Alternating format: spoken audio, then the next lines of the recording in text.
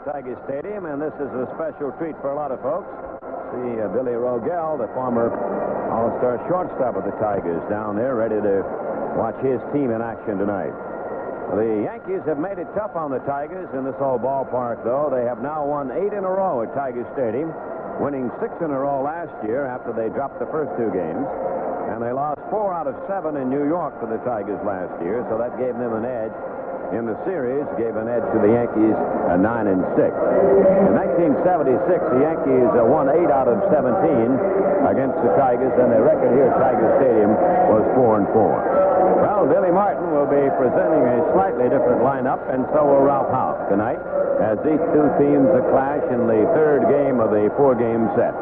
Incidentally, Paul Carey not with us at the moment because he was down on the field as the MC for American Legion festivities, but he will be joining us at any minute. For the Yankees, here's the way they go. Leading off will be Roy White, the left fielder. That's White leading off and playing left field. Greg Nettles will bat second. He's at third base. Nettles hitting number 2 and playing third for New York. Thurman Munson, the catcher, bats third for the Yankees. Munson, the catcher, batting number 3. Then the cleanup man, Reggie Jackson. Jackson, the right fielder, batting cleanup. The first baseman follows Jackson. That's Chris Chambliss. Chambliss batting number 5 in the Yankee batting order and playing first base. He's followed by Thomason, the center fielder, Gary Thomason, Thomasson, Thomason in center. The Yankees' designated hitter is Jay Johnstone, Johnstone, Jay Johnstone, the designated hitter. Then it is Fred Stanley at shortstop, batting number 8. Stanley at short, that's Fred Stanley. Brian Doyle at second base. And on the mound is Ken Clay. Now, Ron LaFleur will lead it off for the Tigers. He's in center field. Then Lou Whitaker bats number 2, plays second base. Whitaker at second base. Rusty Staub is the designated hitter. He hits number 3. Jason Thompson, the cleanup man, playing first base. Thompson at first. Then it's Kemp in left field, batting number 5. Kemp in left, followed by Milt May, the Tiger catcher. May catching. Then it's Tim Corcoran, the right fielder. Corcoran hitting in the number 7 slot for Ralph Houk's team and playing in right field, followed by Phil Mankowski, the third baseman, hitting 8. Mankowski at third. Then the number 9 batter for the Tigers is the shortstop, Alan Trammell. Trammell at shortstop, batting number 9. And the Tiger pitcher will be the right-hander from California, Jim Slayton. Clay has just about ended his tune-up tosses in the bullpen for the Yankees. He's taking a towel now, wiping off his face. I don't know whether he'll continue or not. Meanwhile, Slayton is tuning up in the Tiger bullpen. Let's pause now briefly for station identification. This is the Detroit Tiger Baseball Network. You're listening to Detroit Tiger Baseball on the great voice of the Great Lakes, WJR Detroit, Radio 76.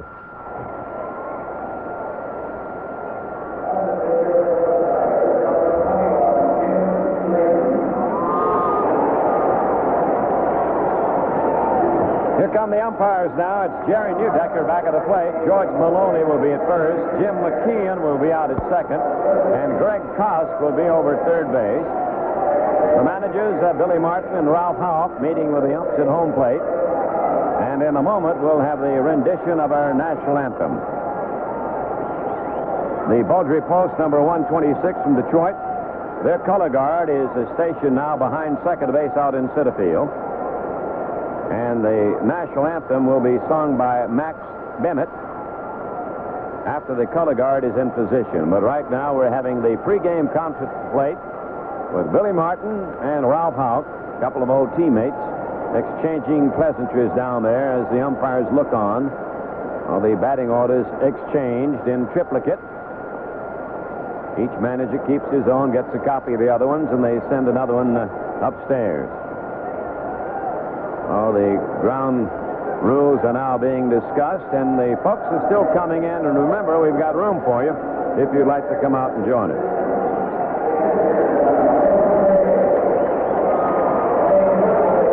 Now the Tigers are taking the field, and you'll get a crowd reaction as they're introduced by our fine PA man, Joe Gentile.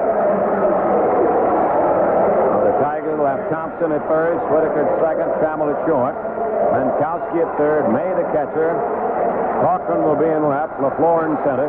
Cochran will be in right, LaFleur in center, and Steve Kemp in left field.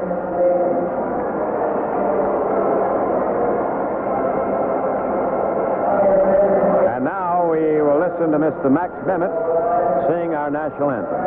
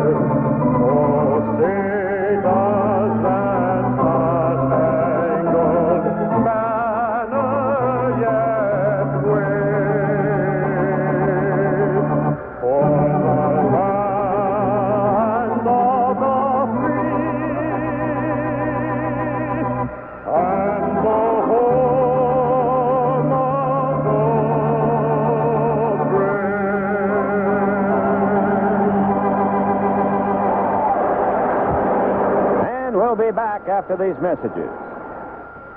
When your car needs an oil change, chances are what you say is change the oil, which is all you need to say unless you want to make a change for the better. Namely, do Ultra D motor oil from Marathon. WJR congratulates Alice Light, recently honored by the Boys Clubs of Metropolitan Detroit for her outstanding volunteer service to Detroit area children.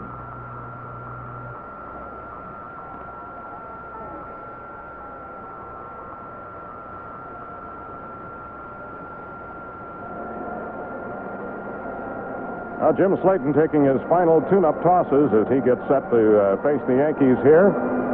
And I want to thank Ernie Harwell for doing my work for me before the ball game while I was assisting with the American Legion ceremonies prior to tonight's ball game. Now, Slayton, as you may recall, has lost his last couple of ball games, and he did not go very far in his last outing at Minnesota, giving up a hit and 3 walks. He just simply could not find the plate in the very first inning.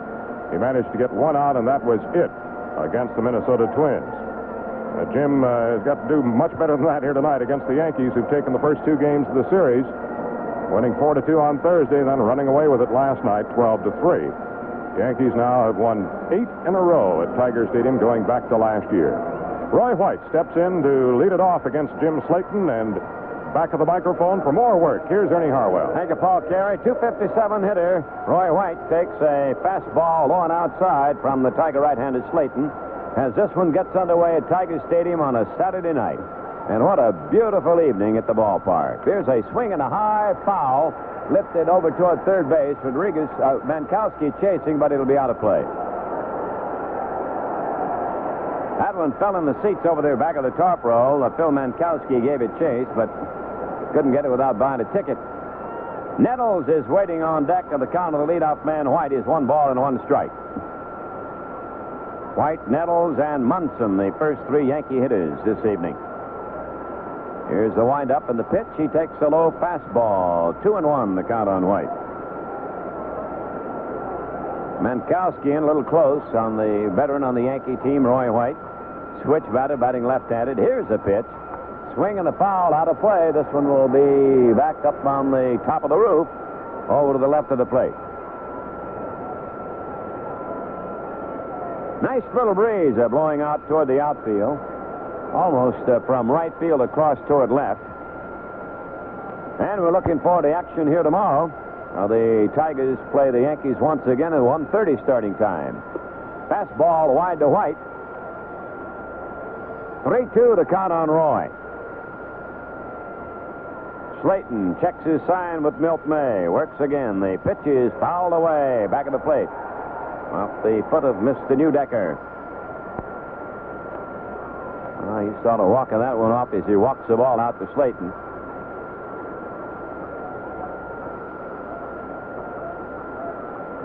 Boston won their game today from Baltimore by a score of 8-3. The Red Sox keep on rolling, especially at Fenway. That puts them 8.5 games up now on Baltimore. And 8 games up on the Yankees as of right now. They gained a half a game on the Yanks and a full game on the Birds. Here's the windup and the pitch to White. Swung on a bounding ball to Thompson. He knocks it down, picks it up, touches first base ahead of White for the out. Jason had a little trouble finding the handle on that one, but he got it in time. Now Nettles will be the batter.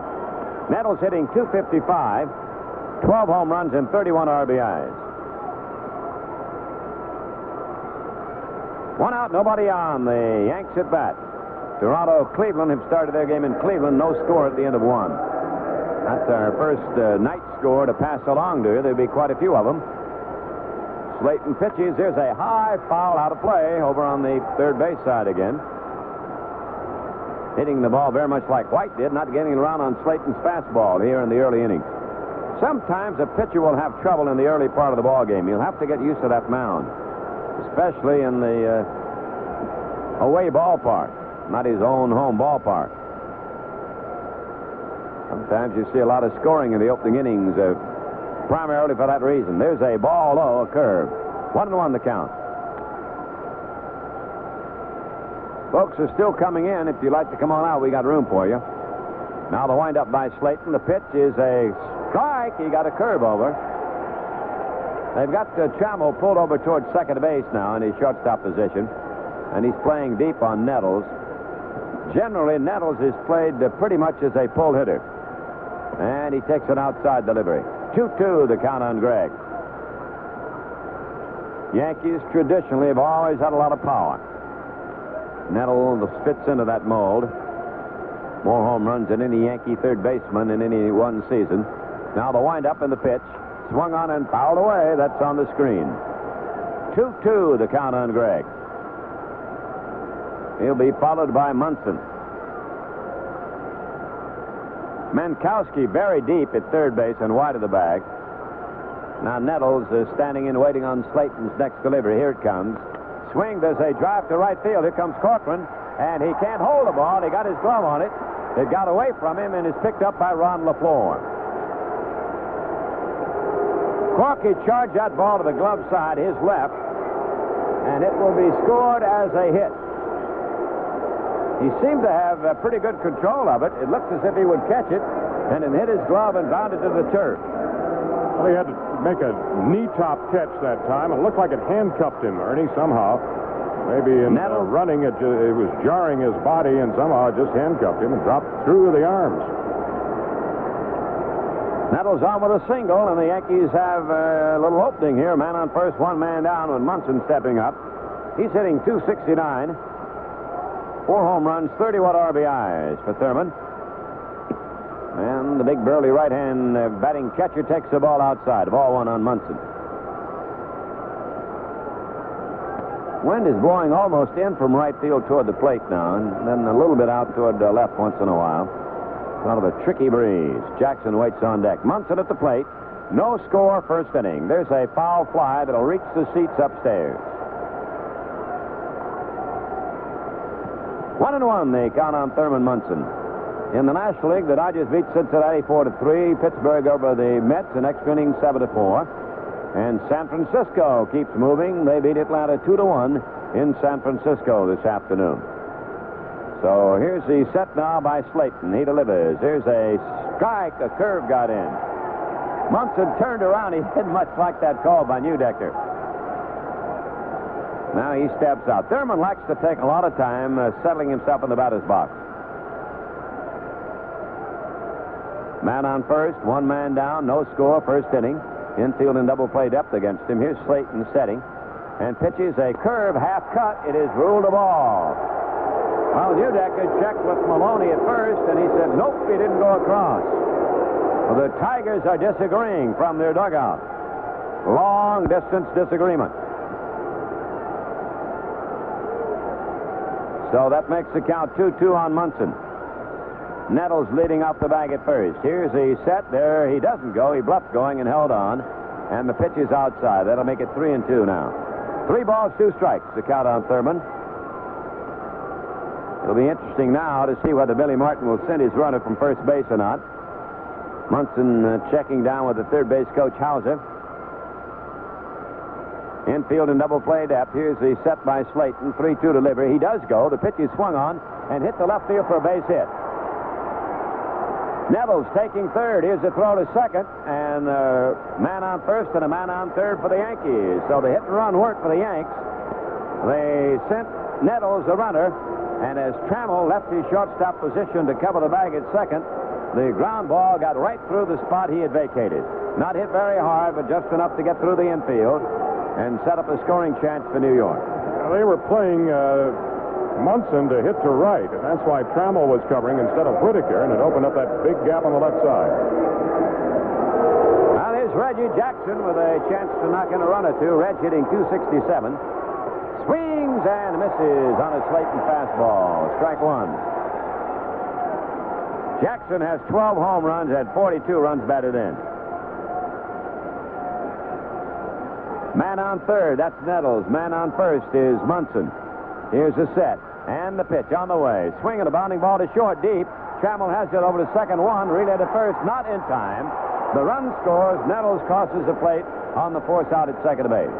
The play will go 6-4. Short to second for the force out. Jackson safe at first. Nettles comes in to score.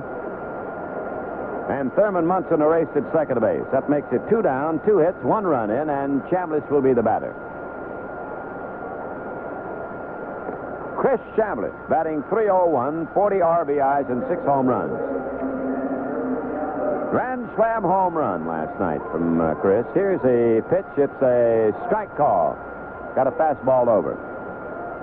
At Philadelphia-Chicago game in Philly, 2-0. The Phils lead the Cubs at the end of 1. 1-0 here. The Yankees jumping out in front of the Tigers.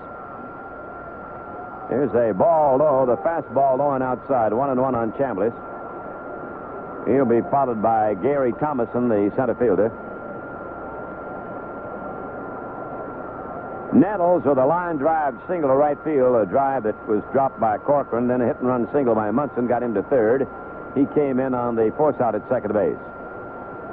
Bounding ball to Slayton. He gloves it, throw to first. The inning's over, and that retires the Yankees, but they get a run. 1 run, 2 hits, no errors, 1 man left on base, and at the end of a half inning, New York won. The Tigers are coming to bat.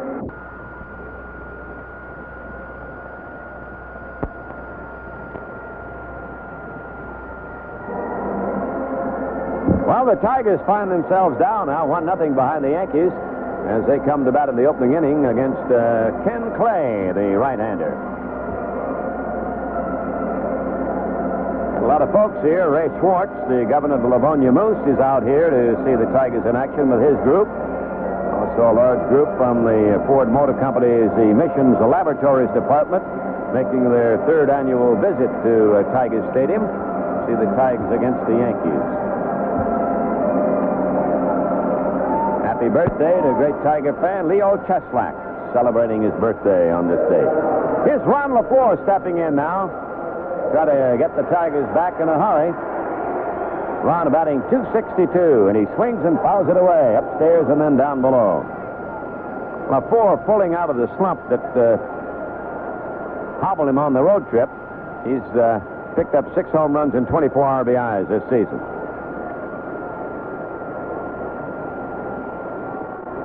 Bounding ball at the shortstop. Stanley deep has it. Here's a long throw. He is out at first base. Pretty close play, but LaFleur's out. And Ron did not get out of the box cleanly on that, Ernie. When he hit the ball, he seemed to slip a little bit. He just didn't get a good start. Here's Lou Whitaker to see what he can do about getting a man on base. One out, nobody on against Ken Clay, the Yankee right-hander. Whitaker batting .294. He's dropped below that 300 mark. Still looking for his first Major League home run. He has 10 RBIs. It is a ball outside on Sweet Lou.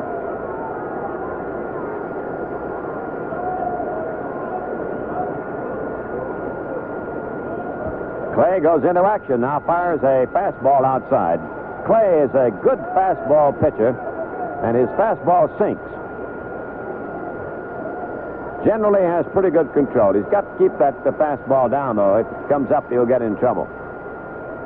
Hard throwing right-hander. Throws a very heavy ball. Hard to handle for the catcher. There's a strike. I got the fastball in above the knees. Clay, 23 years old. Hails from Lynchburg, Virginia. Delivers high and away.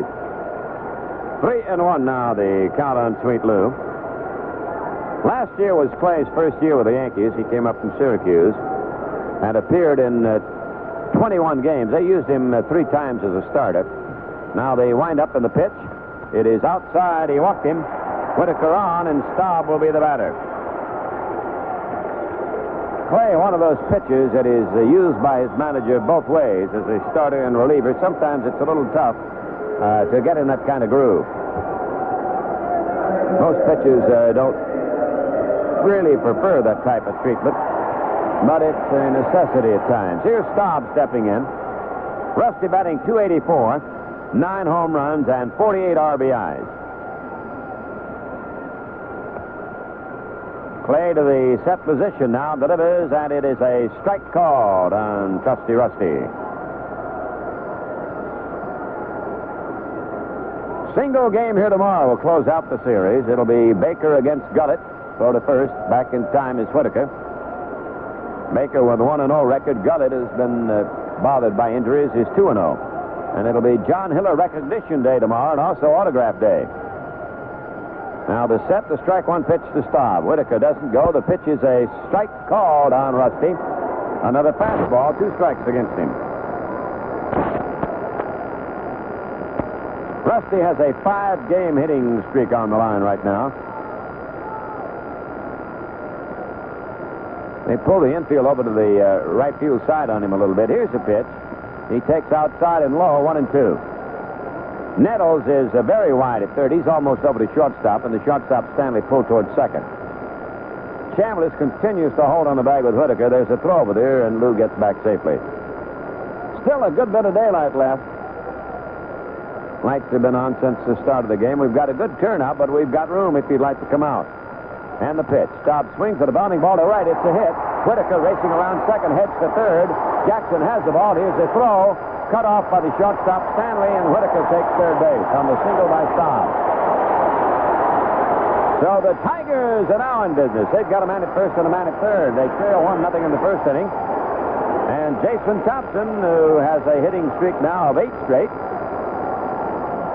will step up. He's hit safely in 8 games in a row, and he's scored in 6 straight games. Good 2-strike hitter, Rusty Staub. Clay got out in front of him, and Rusty hung in there and finally got his base hit to right field. So here's Jason at the plate. The Yankees lead 1-0 first inning. Walk and a single, setting up a scoring chance for Detroit. Ken Clay, the big right-hander who started his baseball career at Johnson City back in '72, ready to go to work. Holds it at the belt. He pitches, and there's a long fly to center field. Going back is Thomason. Still going, still going. He can't get it, and it bounds into the bleachers. It is a double. It bounds into the bleachers. A tremendous blow. It takes 1 hop and bounds over the screen, and it has to be a 2-base hit. Any ball that bounces into the seats is a double. That's the baseball rule.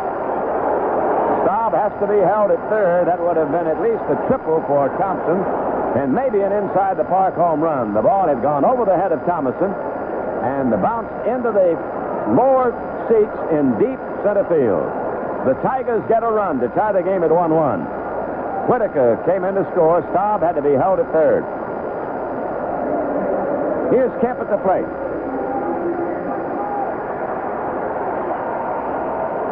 Kemp hitting .286. 4 home runs and 25 RBIs. Wind up by Clay, and the pitch is in too close. Tidrow working in the bullpen for the Yankees now. The Yankees are going to play their infield back. They've got Nettles in about even with the base, but everybody else is deep on Kemp. 1 out, runners at second and third, and a ball is high to Steve. Here comes Billy Martin now. That's about as long a double as you'll ever see, that blow that Thompson hit. Over the head of Thomas on the center fielder, hit on the warning track and bounced into the lower bleachers. Now Martin looking toward the bullpen. 2-0 to count on Kemp. Billy with his hands in his hip pockets, talking with his young right-hander. Munson is tuned in right beside the two of them.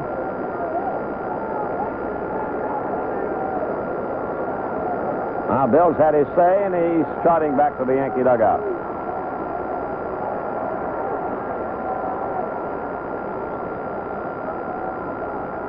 Bill May waiting on deck. Kemp at the plate. Thompson's double driving in the tying run, 1-1. Staub at third base on the 2-base hit, and they wind up in the pitch. There's a little pop foul that may be in play. Here comes Nettles over near the seats, and he reaches in. Did he get it? Nope, he didn't. Just out of his reach. Very, very close. 1 row in, he reached in, but he couldn't fight off the fans.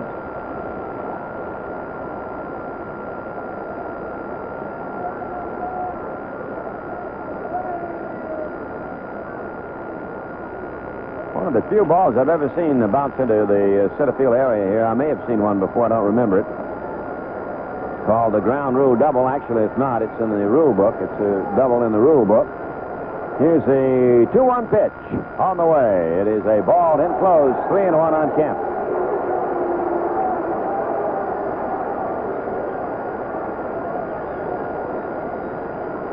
When you think about it, that's no more of a ground rule hit than a home run is. Here's the windup now, and the 3-1 delivered to Steve. Swinging a bounding ball, right field, base hit. Here comes Staub. Thompson rounding third. Staub is scored. Thompson coming on to throw to Munson. Not in time. 2 runs in. The ball gets by Munson. Is picked up by a fan, and Kemp will get second base.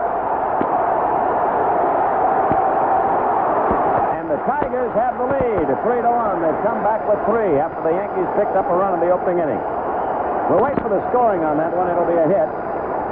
Probably 2 RBIs, and then we'll get the scoring on the advance of the man from first to second. It'll be a single, 2 runs batted in, but an error on Reggie, the right fielder, as Jackson threw it badly to Munson to the plate, and it was a needless throw. Reggie held on to it for some time. Thompson took a look at Reggie. He was holding the ball, and then Thompson came on in to score, easily standing up, and Reggie decided to uncork the throw anyway. And all he was doing was giving Kemp an opportunity to move up on a throw, and the throw was a bad one, so Steve had no problems at all moving on down to second base. And we're going to get a pitching change here because Billy Martin has come out to call on Dick Tidrow. The big right-hander had a little finger problem of late, but will take over early in this ball game in the very first inning. Tidrow had worked in long relief. I believe it was Wednesday night against the Boston Red Sox, and worked 5+ innings on that occasion against Boston and pitched very well after the Red Sox had jumped in front early in the contest. He kind of kept them in check in the middle innings. So Dick Tidrow, who started out this year as a starting pitcher in the rotation for Billy Martin, before the comebacks of Don Gullett and Andy Messersmith, gone to the bullpen to give him a big, long relief man. And that has made a couple of other pitchers expendable as a result of the Yankee squad, with Tidrow taking over for long relief. While he warms up, let's pause here for station identification. This is the Detroit Tiger Baseball Network. This is your power station for sports, WJR Detroit, Radio 76, a service of Capital Cities Communications.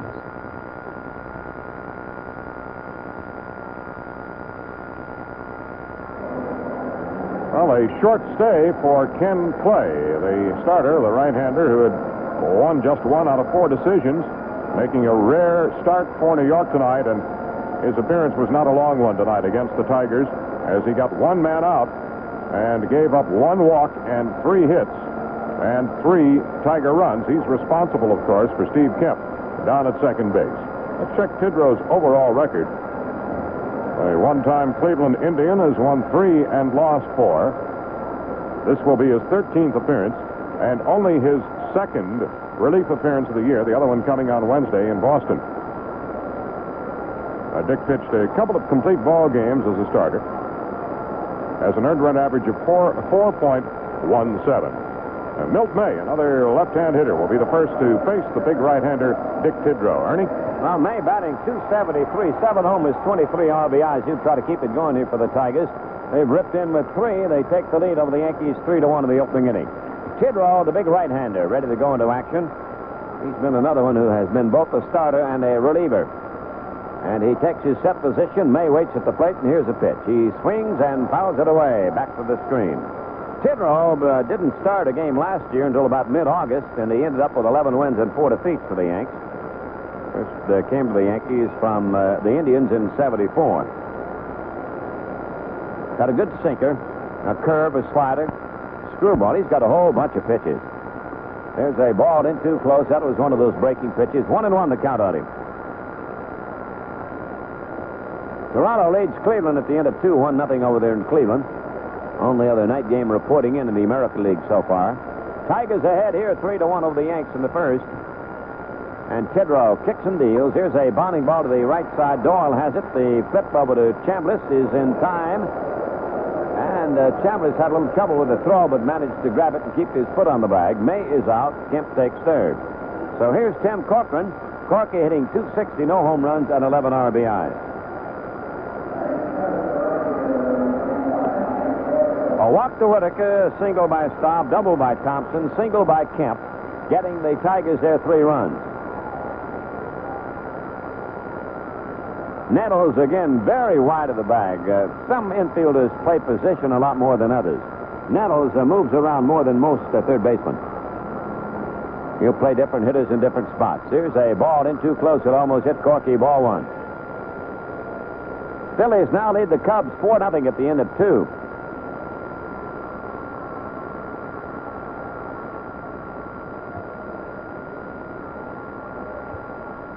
Here's the motion by Dick Tidrow. The right-hander delivers. It is a ball over but low. 2-0 the count on Corcoran.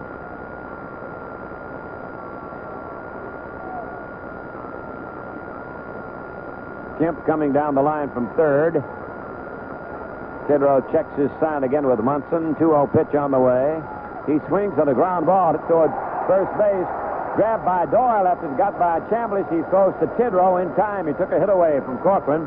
Good play there. The ball got by Chambliss, who dived with Doyle behind him, coming to his left from second base.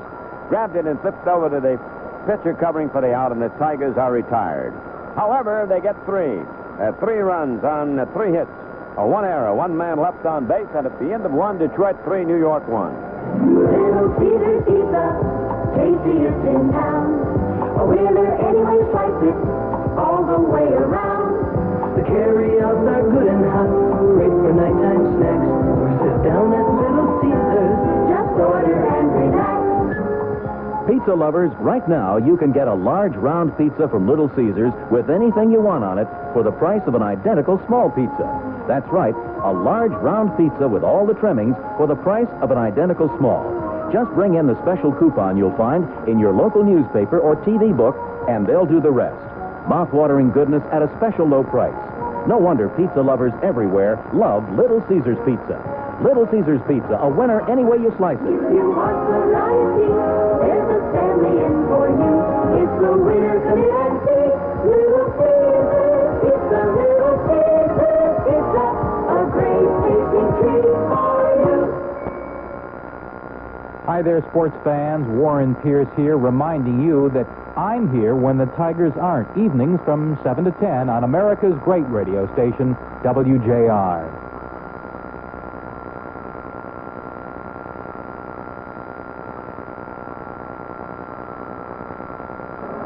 Well, while we wait on the Yankees to bat, we'd like to salute Mr. Wellington Reichman, celebrating his 93rd birthday in South Boardman, Michigan. Longtime Tiger fan. Also Mr. Arthur Tillich of Saginaw.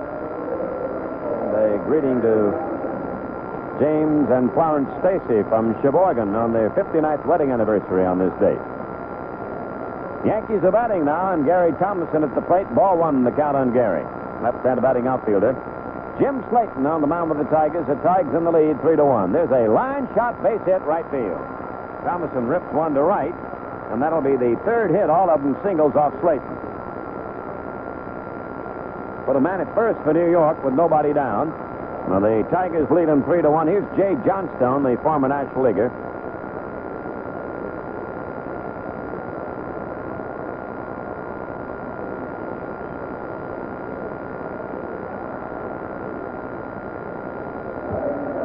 Young man from California, Jay Johnstone. Left-hand batter waiting, and the pitch is a strike called. Montreal and the Cardinals have started. No score in St. Louis in that game at the end of one. There's a bump that's foul back of the plate, and the count is strike two on him.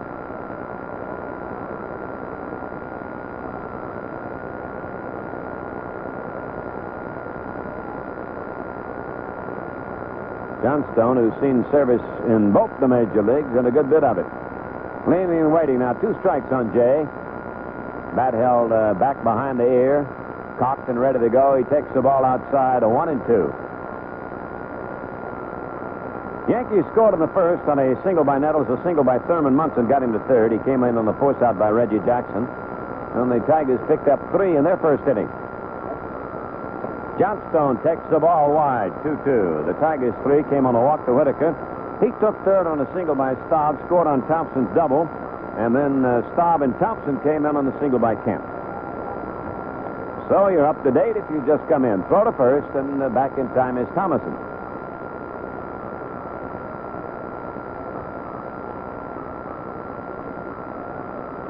Slayton ready, kicks and deals. Here's a fly ball to right field. Fairly deep. Corcoran going back. Now it comes in, and he makes the catch for the out. Thomason holding it first on the fly out to right. Off the bat of Johnstone, and here's Fred Stanley, the Yankee shortstop.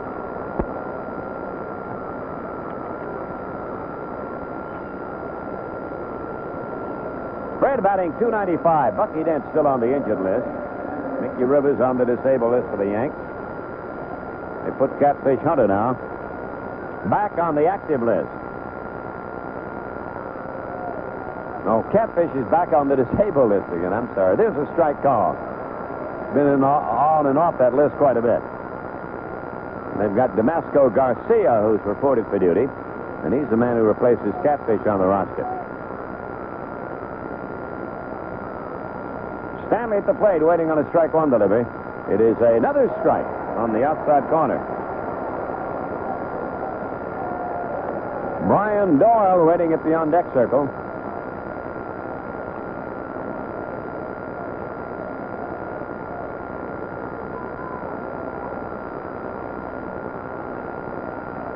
Now the set by Mr. Slayton, the strike two delivery.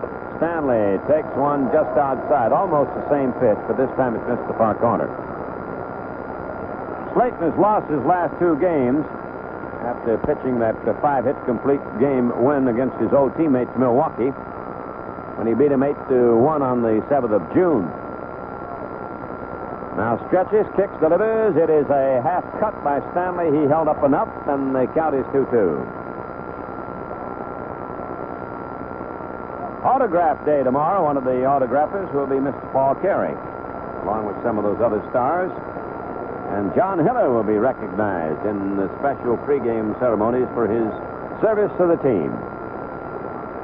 Stanley fouls it away. It's upstairs among the customers. I've been practicing writing Ernie Harwell all week long.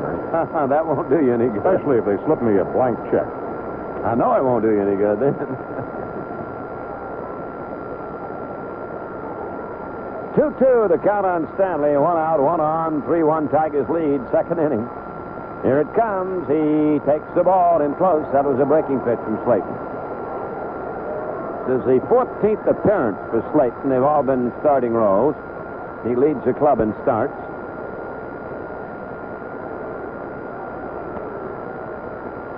Now the stretch and the pitch. Runner goes. It is a ball. Oh, he walked him, and the Yankees have 2 men on and 1 away.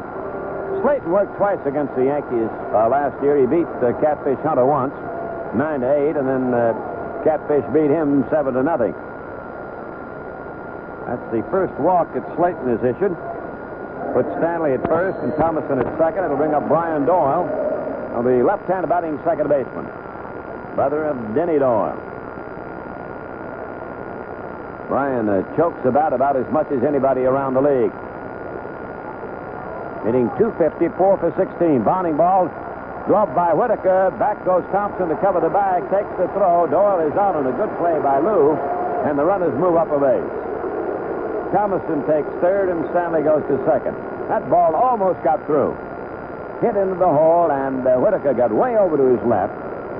Thompson was over that way, too. He left the bag to try to get the ball, but he had to hustle back to take the throw.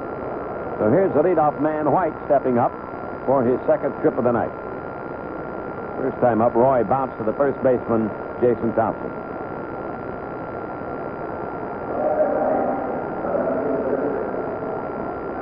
Tigers lead 3-1. The Yanks are batting in the second.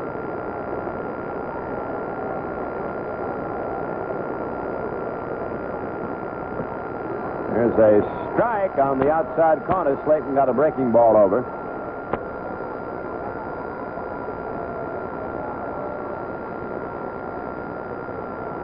Now Jim Wines kicks, delivers. Here's another strike, a hard curve this time. Strike 2, the count on White. Infield back, 2 down, 2 on. Tigers lead by 2, 3-1. Slayton picking up his sign now from Milt May. And delivers. It's a ball low. The ball bounces away from May, picks it up, tries to throw it, backhanded. It gets by Slayton. Now Slayton tries to pick it up, throw it to May, and not in time. Another run scores. 2 runs in. And the game tied at 3-3. Well, the ball slipped by May, and then as he went to recover, he really didn't have a chance at that front man, Thomason. He sort of backhanded the ball in a desperate effort, and it got over the head of Slayton, and then Slayton had to go chase it and try to get it back to May in time to get the second man, Stanley, and he couldn't get it there, and Stanley scored. So the game is tied 3-3. Well, he scored a wild pitch for the first run and an error on May for the second run. And the Yankees have pulled even with the Tigers. It is a 1-2 pitch to White. He swings as a drive to right. Here comes Corcoran, and he makes the catch on the run to his left. Good running catch by Corky. And the Yankees pick up a couple of runs. 2 runs on 1 hit, 1 error, and nobody left on base. And we go to the last half of the second. New York 3, Detroit 3. Can you afford to throw money away at the supermarket, in your car, where you bank? City National Bank knows every nickel counts. That's why there's a big difference between City National and those other banks that charge you for writing checks. Nobody has got what City National Bank has got. City National Bank saves you money again with combo checking. Keep a minimum of $200 in checking or savings. You write all your checks without charge. All your checks without charge. Combo checking. No other bank in Michigan has it. No statement fees. No charge per check. Don't throw your money away on annoying service charges on checks. Come on in and open a City National Bank charge-free combo checking account now. Who's got it? Nobody but City National Bank. Also available at National Bank of Rochester and First Citizens Bank in Troy.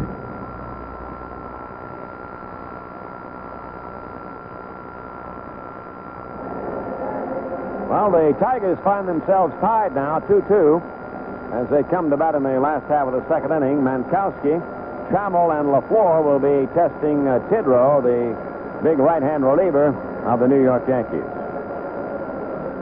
Oh, the wild pitch and then the ensuing error by Milt May, pulling the Yankees into a 3-3 tie with the Tigers here in the second inning. Mankowski stepping up now. He's moved his average up to 301 with a couple of hits last night. He has 3 home runs and 11 RBIs. Outfield is deep to right on Manco. Oh, the game even again at 3-3. The pitch is on the way, and he swings it. It's a bounding ball to first. Chambliss makes the play unassisted. 1 out and Nobody on, and here comes Alan Trammell, the Tigers' young shortstop. Cleveland leading Toronto 4-1 at the end of 3. Now, the Phillies have a 4-0 lead over the Cubs at the end of 3. Montreal and the Cardinals are 0-0 at the end of 1. Those are all the night scores that we have right now. So here's Trammell waiting at the plate, batting .267, and he takes a strike on the outside corner.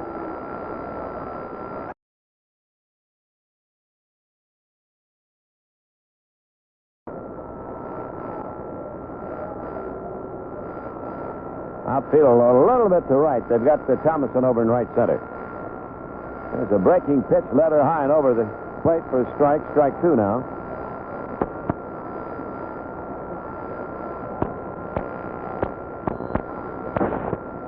Ron LaFleur will be the next Tiger hitter. Here's the pitch. He swings. There's a ground to hit the third. One hopper for Nettles. Throw to Chambliss. He got him. And there are 2 down. So Mr. Tidrow has pitched to 4 Tigers and set them down in succession. Here's LaFleur to test him with 2 down and nobody on. The game tied 3-3, second inning.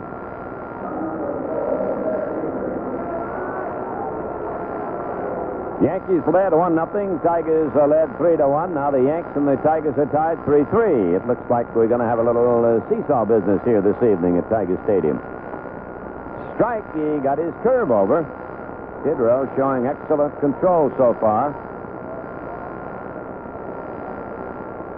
Dick Tidrow did a great job for the Yankees in the latter part of last year. Came on strong for them. There's a high fly ball lifted to right field. Jackson is backing up. He'll have room. He makes the catch, and the Tigers are down 1-2-3 in the second. At the end of 2, Detroit 3, New York 3. Okay, fans, it's time for another at-bat in the Labatt's Baseball Trivia Quiz. 75 pitchers have scored 200 or more victories in their major league careers. Of those 75, can you name the 2 with the highest winning percentage? Try to remember, and while you do, here's something else to remember. Remember Labatt, the clean water, blue sky, taste of Canada beer. Labatt. Labatt's. It's imported for your special times. Shipped fresh to you with pride. Labatt's, the Clearwater Blue Sky Taste of Canada beer.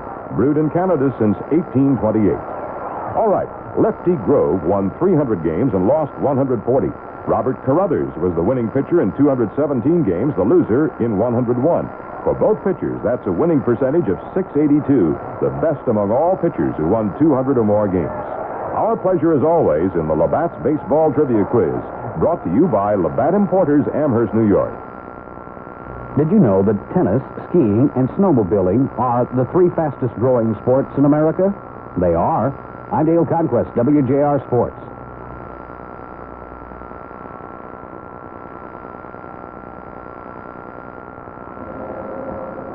Well, we've got a 3-3 deadlock in the third. Detroit 3, New York 3, and here comes Greg Nettles to bat against Jim Slayton in the Yankee third inning. Nettles with a single, his only time at bat. Left-handed batting third baseman takes a fastball low, ball 1.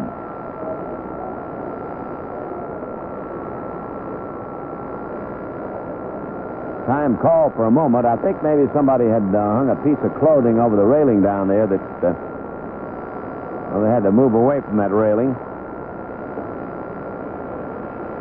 Here's a foul out of play. 1-1. Oh, Lawrence McDonald, working on the PA one time, said, "Will the folks in the box seats please remove their clothing?" He didn't exactly mean that. Here's a pitch. Oh, he held up. He didn't swing. He started the swing and checked it. 2-1, the count on Nettles. 3 runs and 3 hits and 1 error for each team. Bounding ball to first base. Glove by Thompson. He makes the play by himself, and Nettles is out. That'll bring up Munson. Thurman singled on the hit and run his first time at bat.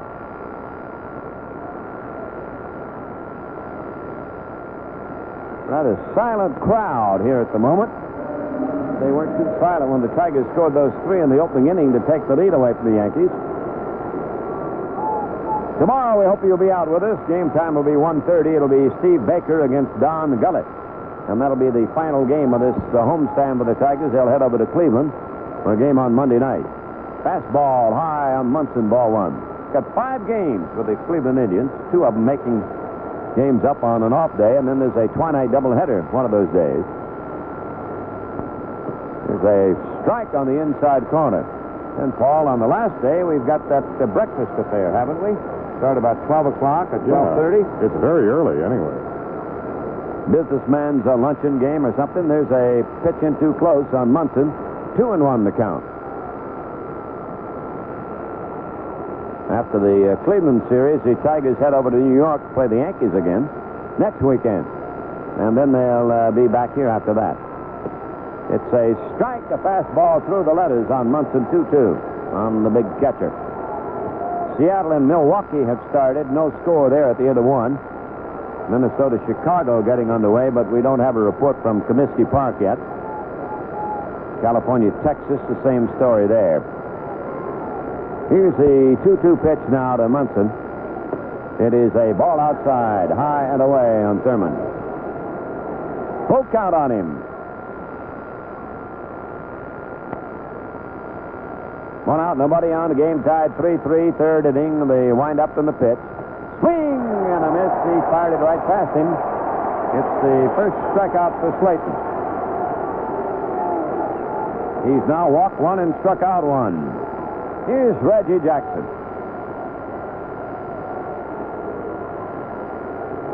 Got a kick out of talking to Reggie about what a fan he is, and he said, "Yep, I knew that Norman Cash wore number 25. Knew how many hits Al Kaline had." There's a strike.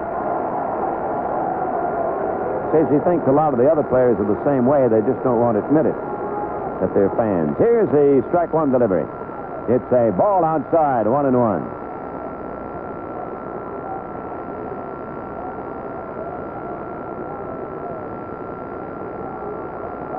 Jackson waiting, and the pitch on the way. Swung on and beaten foul down past first base. One of the best fans on the Tiger team is Gates Brown. He knows a lot about the statistics and the records of the game. I think John Knox used to be one of the most experts that we ever had. Yeah, John was a walking baseball encyclopedia. He sure was. Here's the pitch to Reg. It's a ball outside, 2-2.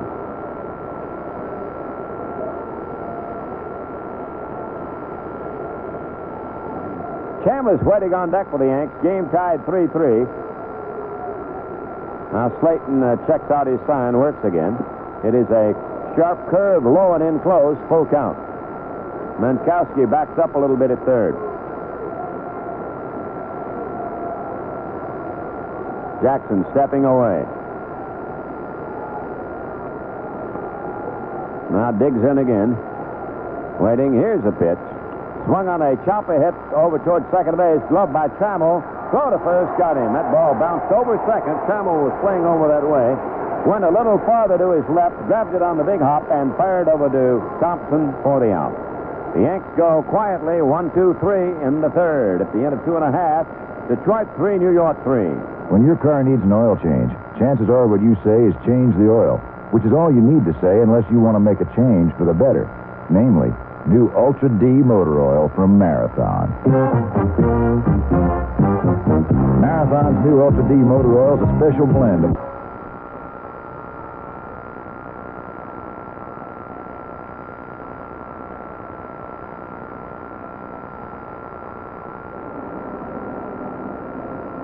The Tigers come in to bat now in their third inning. We've got a 3-3 deadlock. Lou Whitaker will lead off against Tidrow.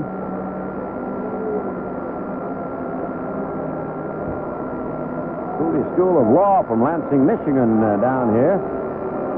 Moose Jr. brought a whole group down. Fledgling lawyers. We'd like to send a salute to Miss Frances Dreyer, too, a longtime Tiger fan down there in Jackson. Thanks for her loyalty. Well, Whitaker not quite ready, and neither is Tidrow. It is a 3-3 tie in the last half to third. Tidrow still scraping around out there on the mound. Later report from the Phillies. The Phils lead the Cubs 4-1 in the fifth. There's a line drive to right field. It'll be in there for a base hit down in the corner, chased by Jackson. Not very hard, and Whitaker going into second holds as Reggie fires the ball to the relay man Doyle.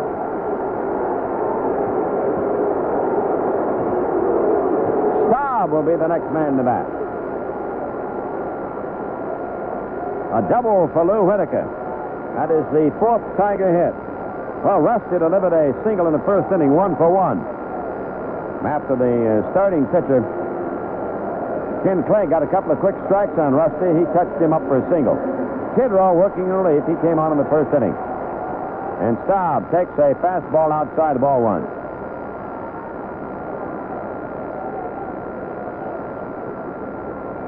Jason Thompson waits on deck. The Tigers trying to break this 3-3 deadlock at Tiger Stadium against the Yanks. Outfield around to right on Staub. Kidrow's ready and pitches. There's a chopper hit foul down past Dick Suzuki.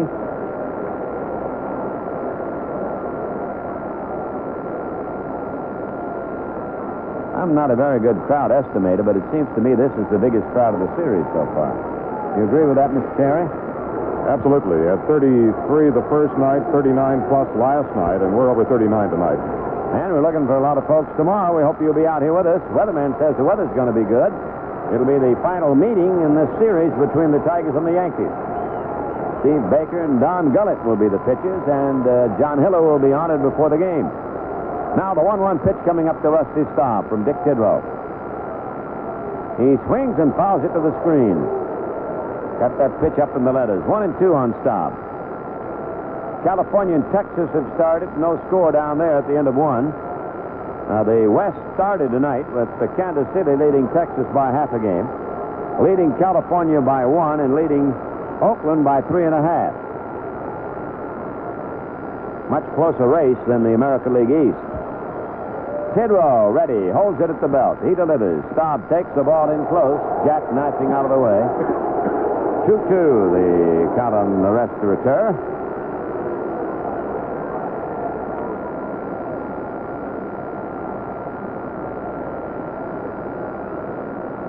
Now he steps out and back in again. Chokes at bat just a little bit, leans over the plate, waiting on a 2-2 pitch from Kidrow. Hits on the way. He swings and hits a little foul, bounding ball over towards Suzuki. Well, this is an anniversary. 16 years ago on this date, one of the most memorable games in Tiger history. That 22-inning marathon that Jack Reed won for the Yankees with his only major league home run. The Yankees won that game 9-7 in 1962. And Rocky Colavito went 7 for 10 that afternoon. And Ernie Harwell worked 7 hours. Oh, yeah, and he loved every minute of it. Fantastic game. Here's the 2-2 pitch coming up. Swung on a bounding ball, hit the shortstop. Stanley has it. Here's the throw to first to Chambliss, and Whitaker has to hold it second. Let's pause for station identification. This is the Detroit Tiger Baseball Network. You're listening to the great voice of the Great Lakes, WJR Detroit Radio 76, a service of Capital Cities Communications.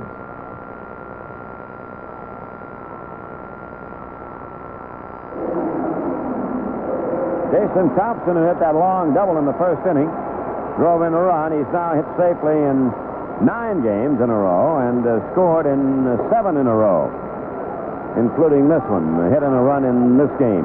Back in the first inning. Oh, Jason, the left-hand batter at the plate. Whitaker on at second base. Kidrow, the reliever, delivers. It's a ball in close. Ball 1.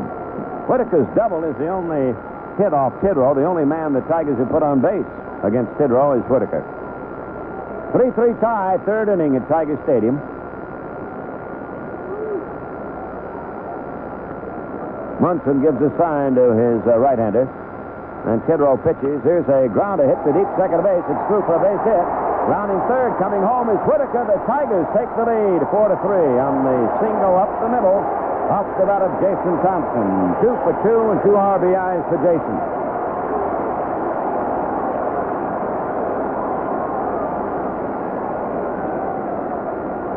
He's got the hot bat again. Here's Kemp stepping in. He's singled in 2 runs in the first inning. 4-3, Detroit leads. They have 4 runs, 5 hits. The Yanks have 3 runs and 3 hits. It's the last half, the third. Lots of scoring early in the game here. It looks as if it will belong to the hitters. But then you never know. In baseball, things can turn around very, very quickly.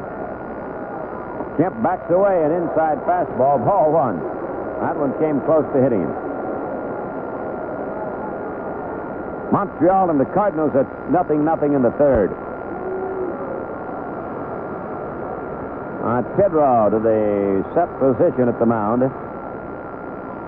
Delivers a high fly ball hit by Kemp to center field. Thomason has an easy chance. He makes the catch, and Thompson goes back to first base. Kemp is out on the fly to center. That's 2 down, and here comes Milt May, who bounced to the second baseman his only time at bat.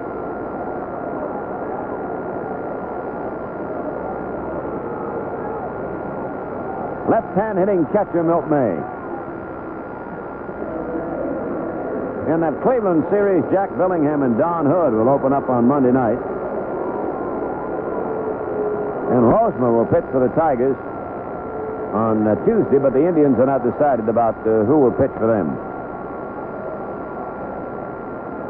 Tidrow kicks and deals, and May takes a curve. It stays outside.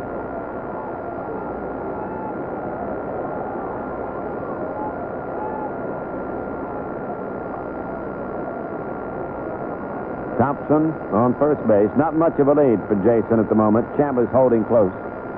May swings, fly ball to center, should be caught. Thomason drifting to the glove side and makes the catch for the out, retiring the Tigers in their third. They get 1 run, 2 hits, no errors, 1 man left.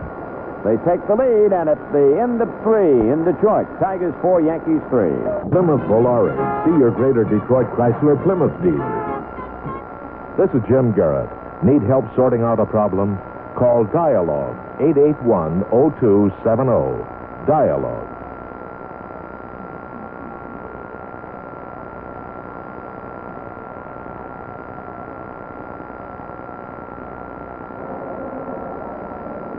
Tigers lead it now with 4 runs, 5 hits, and 1 error. The Yankees have 3 runs, 3 hits, and 1 error. Chambliss will be the first man up for the New Yorkers against Slayton. He's gone all the way. The Yanks started with Ken Clay on the mound, and then Tidrow relieved him in the first inning. So we move along to the 4th inning. It's my turn to relax a little bit, join you folks, and we'll all enjoy hearing from Paul Carey. All right, Ernie, thank you very much. Chris Chambliss leading off here against Slayton in the 4th. A pitch is swung on, a fly ball to center field. It's deep to the floor. Turns. They got back in a hurry and made the catch. Now there's 1 down on 1 pitch here in the 4th inning. That'll bring up Gary Thomason.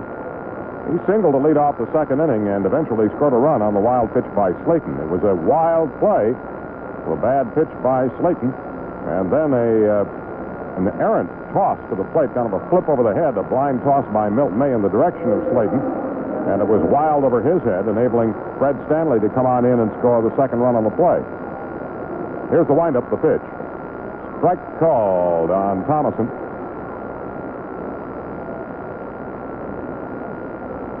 In spring training, Thomason was with the San Francisco Giants. Outside for a ball. Dealt to Oakland in that big deal that saw Vida Blue move over the bay from Oakland to San Francisco.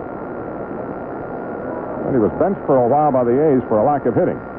Swing and a miss.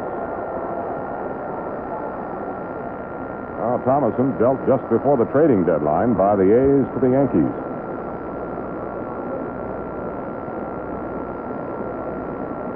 The 1-2 pitch. He swings and bounces a foul. And Gene Michael used to look better going to his left than he did that time. The first base coach this year with the Yankees. The stick came down out of the press box area where he used to be on the phone with the dugout, and is in uniform as a coach. There's a foul back to the screen. Alston Howard was for years the first base coach with the Yankees. He's now in the dugout occasionally, but most of the time down in the bullpen. Now the 1-2 pitch outside. 2-2 count on Thomason. 1 out, nobody on here in the top of the 4th inning. The Tigers with a 4-3 lead. Slayton kicks and fires. Half swing, he is struck out.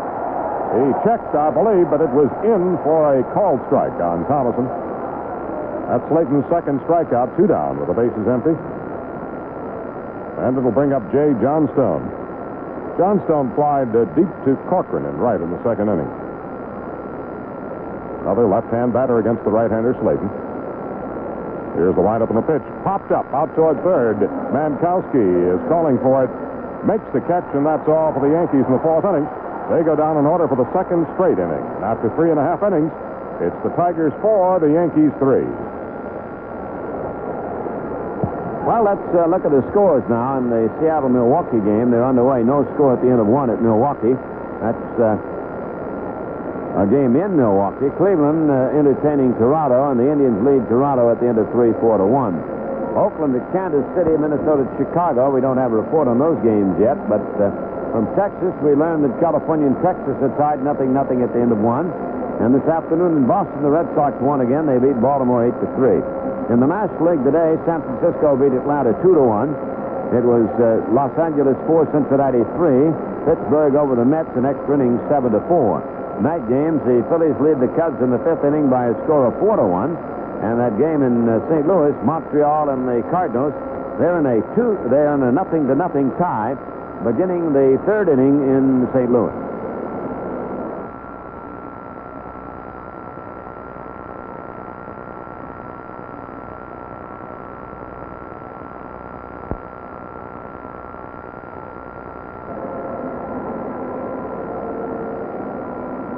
Dick Tidrow tuning up to face the Tigers here in the bottom of the 4th inning. Tidrow now 31 years old. He's 6'4", 213 pounds.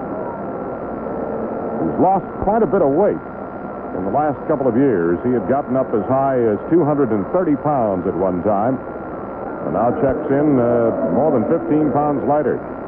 Tim Corcoran will lead it off for Detroit here in the bottom of the 4th inning.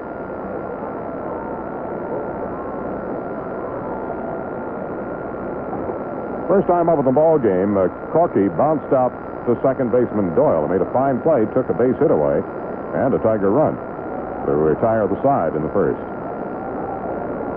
A pitch from Tidrow. He swings and bounces one to Doyle. The second baseman has the short toss to Chambliss. 1 pitch, 1 out for the Tigers in the 4th inning. That'll bring up Mankowski, who grounded out to Chambliss his first time up. Well, the ex-Yankee Ken Holtzman started for the Cubs tonight against the Phillies in Philadelphia and did not last long. He left in the 2nd inning. The Phillies building up a 5-0 lead over the Cubs in the first 2 innings. There's a strike on Manco. Woody Fryman, the ex-Tiger, getting a start for his new club, the Montreal Expos, tonight against the Cardinals in St. Louis. Tidrow into the motion. Here's the high kick and the pitch. A little low. It's a good sinker Tidrow has. His rookie season was 1972 with the Indians. The pitch to Mankowski, inside and low. 2-1 on Phil. 4 runs on 5 hits for the Tigers. The Yankees have 3 runs and have 3 hits.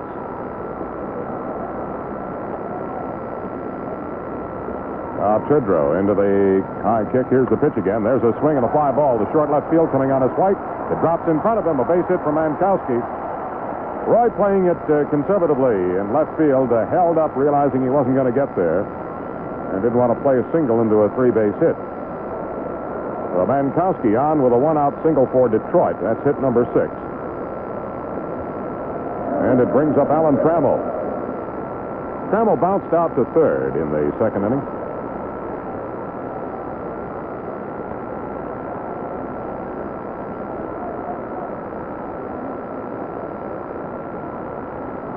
Here's the stretch.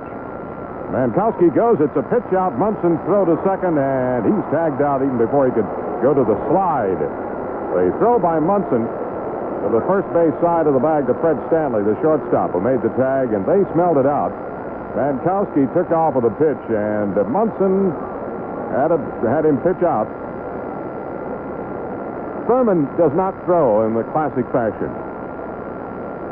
You never know which way he's going to throw. He'll snap it while he's falling to the ground even, but he has that quick release. And somehow is very accurate with the throw when he seems to be completely off balance. Well, the Tigers have the bases empty now, 2 down, and a 1-ball, no strike count. Or 1 strike count it is on Trammell. Change that. The board goes up for the strike now.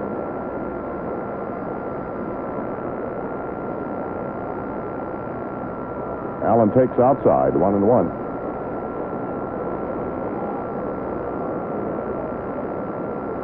Tidrow is a fairly methodical worker on the mound. Takes a very easy motion, no full windup.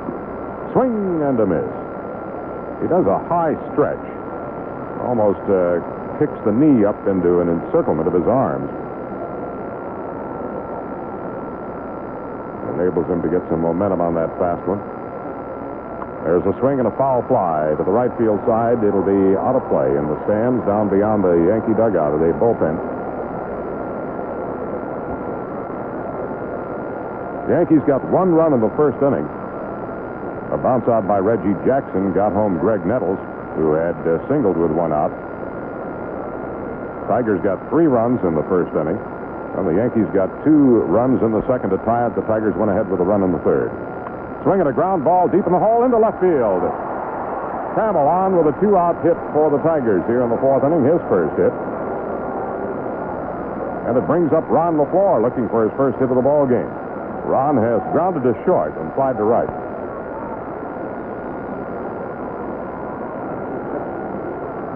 He was bringing his batting average back up until the last couple of games against New York pitching.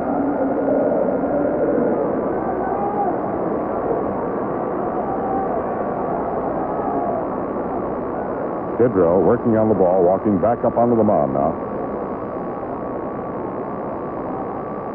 Tigers with a 1-run lead, 4-3.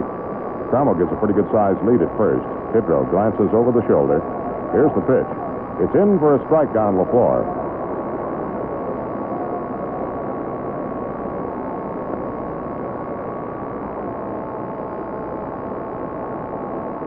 Now Trammell leading at first again.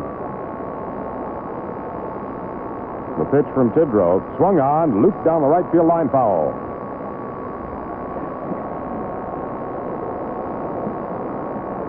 Well, Tidrow works on a new baseball.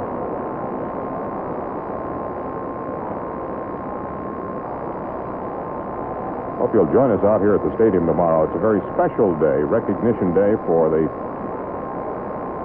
greatest Tiger relief pitcher of them all, John Hiller. Tidrow ready, the 2-strike pitch to LaFleur. Ground ball to the right side, into right field, a base hit. Up with the ball is Jackson. Trammell holds at second. Reggie fires it into Stanley right there at the bag. Now, Reggie Jackson has a great arm. Sometimes the problem is not knowing how or where it's going to go. But he can really peg that ball. And if he gets it on the bag, look out. The Tigers are leery of that arm of his in right field. There have been occasions in this series where they might have decided to go from first to third, but held the man at second because of Jackson's arm. Runners at first and second. 2 down, and Lou Whitaker. He fouls it into the upper deck to the third base side. Well, the Tigers have had 3 singles in this inning, but they've yet to score.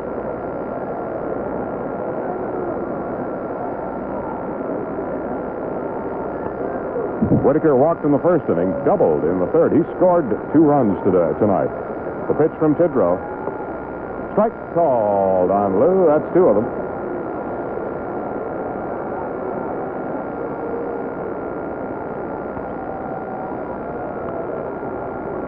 Playing Lou pretty much straight up in the outfield and the infield. A little bit shaded to right on the infield for him. The pitch from Tidrow. Swung on, a ground ball to Stanley at short. He'll go to second for the force on LaFleur. And Doyle, racing to the bag, just beat Ronnie there. So that's all for Detroit in the 4th inning. No runs despite 3 hits, no errors. They leave 2. After 4 innings of play, it's the Tigers 4, the Yankees 3. Radio 76 salutes Barry Marshall, recently appointed Regional Manager of Kelly Services. Congratulations, Barry, from WJR Radio.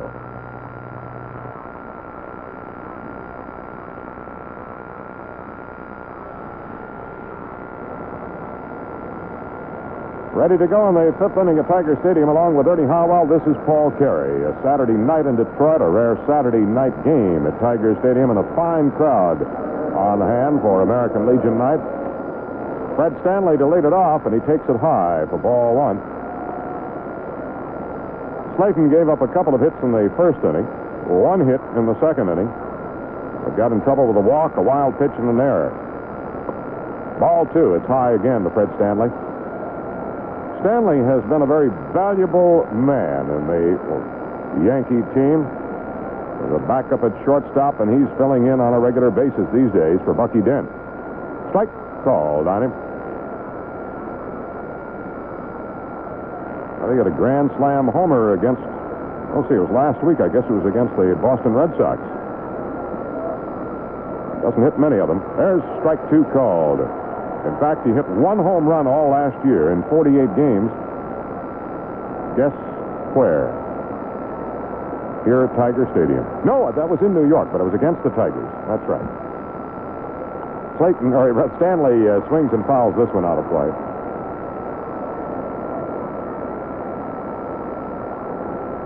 Yeah, his home run beat the Tigers that day 6-4.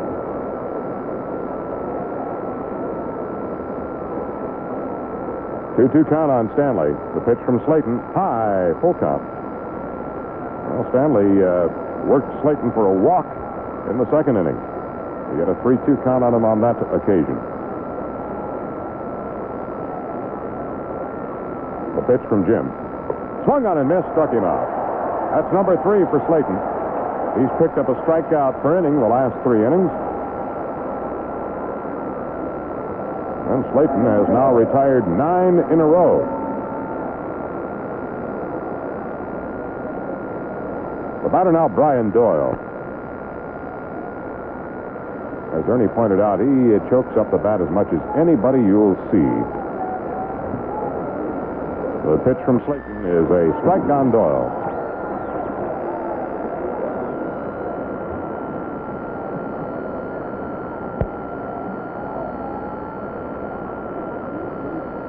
It's up high, 1-1 now on Doyle. 1 out, nobody on in the Yankee fifth inning. The Tigers with a 1-run lead, 4-3. Tigers about hit New York 8-3.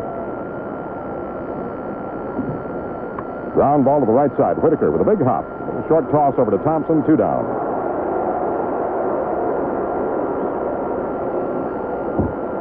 Well, that'll bring up Roy White with 2 out.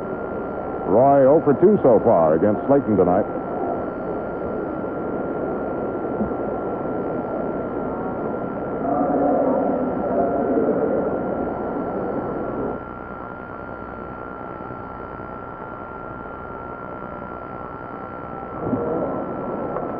There's a swing and a high pop-up to short right field off the bat of White. Under it, Whitaker. He calls for it, makes the catch, and the Yankees go down in order for the 3rd straight inning. After 4.5 innings of play at Tiger Stadium, it's the Tigers 4, New York 3. Okay, fans, it's time for the Labatt's Baseball Trivia Quiz. All set? Name the player who holds the modern-day record for scoring in the most consecutive games. That may be hard to remember, but here's something a little easier. Remember Labatt, the clear water, blue sky, taste of Canada beer. Labatt. Yes, fans, the best beer Canada brews is here, Labatt's. It's imported for your special times, shipped fresh to you with pride. Labatt's, the clear water, blue sky taste of Canada beer, brewed in Canada since 1828. Okay, in Cincinnati, they remember Ted Kluszewski as a slugger, and in 1954, Big Clue set the modern Major League record by scoring at least 1 run in 17 straight games. Did you remember that? Then you just crossed the plate in the Labatt's Baseball Trivia Quiz, brought to you by Labatt Importers, Amherst, New York.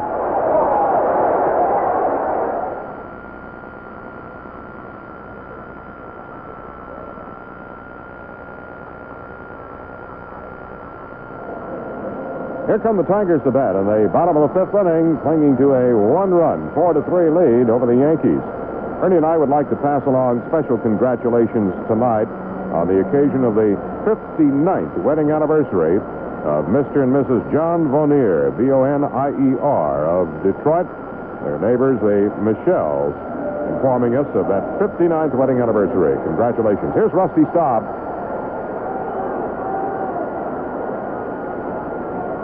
Rusty has singled and scored a run in the first inning, and he grounded to short his last time up. The pitch to him. Swung on, line drive down the right field line into the corner. Jackson will play it off the wall. Staub will settle for a long single. Now, Reggie played it perfectly that time. He got a lesson in the new padding on the wall last night when he gave up a two-base hit, or a Tiger got a two-base hit. That ball hit the wall and dropped right at the base. Reggie not used to working the new padding out along the outfield wall here at Tiger Stadium, but that time he played it perfectly, and Staub was held to a single. The ball got out there in such a hurry. That'll bring up Jason Thompson with a perfect 2 for 2 tonight. Thompson with a ground rule double in the first inning, but as Ernie says, it's hardly that. It simply hit off the warning track, took a high bounce into the stands. An automatic double. He singled in a run in the third inning. 2 RBIs tonight for Thompson. Total of 48 for the year. He takes the strike. Now, Jason has tied Rusty Staub for the RBI lead on the Tigers, each with 48.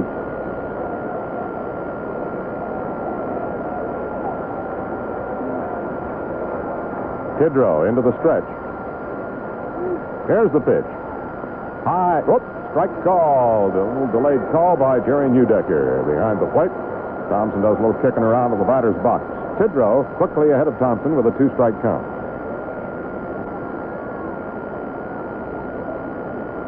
Four to 3, Tigers lead now. Kidrow trying to whack his foot on the mound out there on the slab. Knocks some clay loose.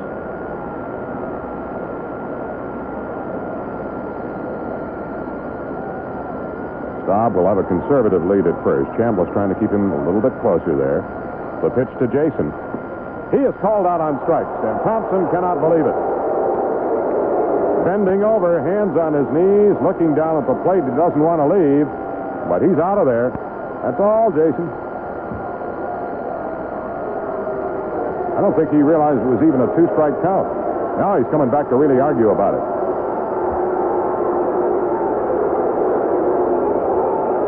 Like Jason felt that one of the previous pitches had been a ball. I didn't think he'd realized it. The one that I called was high. I think Jason thought it was, too. He's out of there on 3 quick ones. And that's the first strikeout for Kidrow. It brings up Steve Kemp. Kemp singled in 2 runs in the first inning. A ground ball that just got through into right field. The pitch from Kidrow. On the inside corner with a slider. It's strike 1 on Kemp.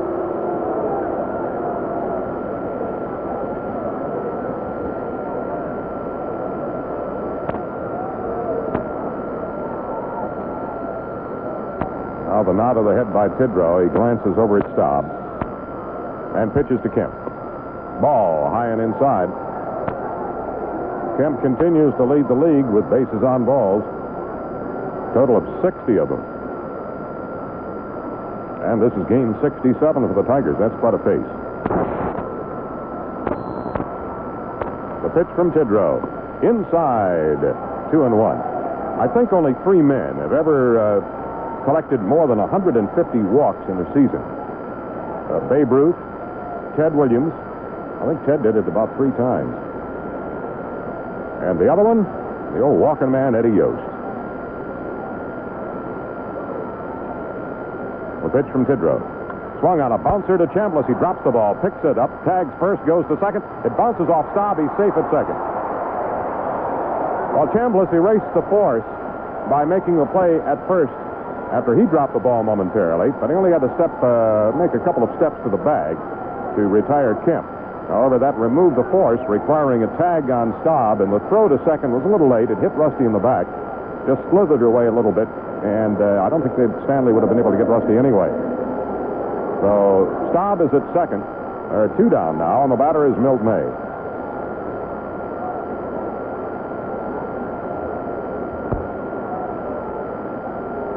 Milt with that bat stuck straight up in the air. The pitch from Tidrow.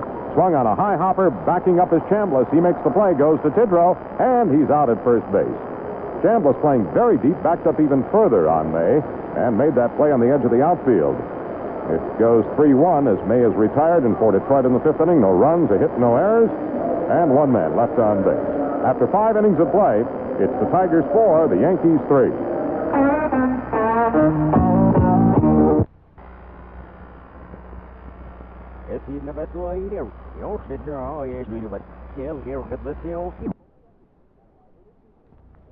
Get combo checking, and by Little Caesars Pizza, a winner any way you slice it. Now, more Tiger baseball action with Ernie Harwell and Paul Carey.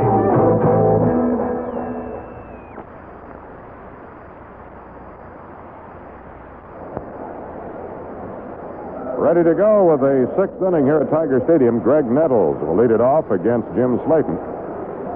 Slayton had a shaky start. Not quite as shaky as his last outing against the Minnesota Twins. But he has settled down here tonight and set down the side in order the last 3 innings. The pitch is inside to Nettles for ball 1. Well, it was the 6th inning last night that did the Tigers in. That 7-run explosion by New York. The pitch to Nettles, high and wide. 2-0 on Greg. Nettles up into the number 2 spot on the batting order the last couple of ball games. He swings and bounces one to Thompson. Deep at first, he'll make the play unassisted to retire Nettles. And that'll bring up Munson, who has singled and struck out. Well, I'd like to thank Keith Kinney for coming out of retirement one day a year again, helping out with the engineering up here in the booth, so I could help out Mr. Lou Matlin and the pregame production on the field.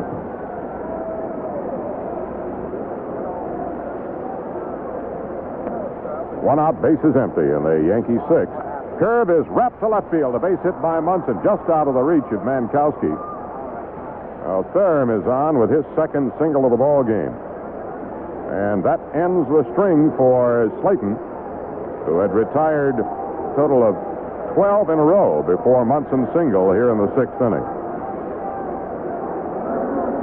Well, last night, Milt Wilcox settled down after a rocky start and retired 14 in a row before the roof caved in the 6th inning. Here's Reggie Jackson. 0 for 2 for Reggie. He fouls it to the screen. And we'll get a station break for our network at the next opportunity. 4-3, Tigers lead them here in the top of the 6th inning.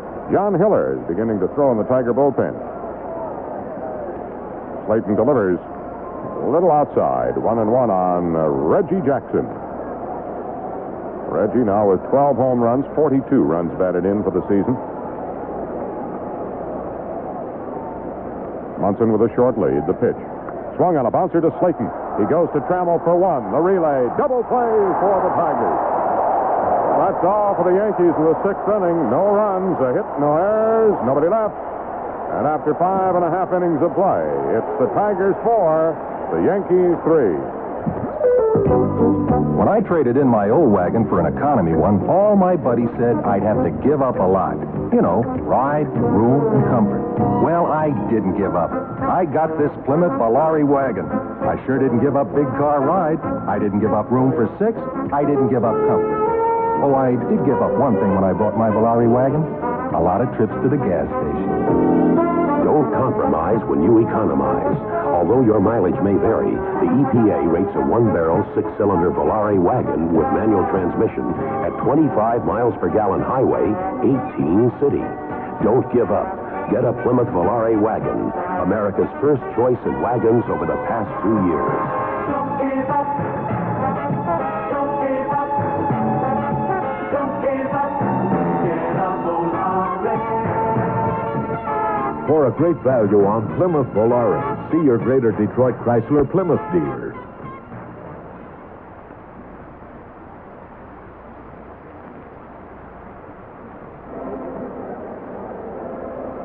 Now, before the Tigers bat in the 6th inning, let's finally get that station break. We'll pause for station identification. This is the Detroit Tiger Baseball Network. J.P. McCarthy provides the go power for your morning drive here on WJR Detroit Radio 76.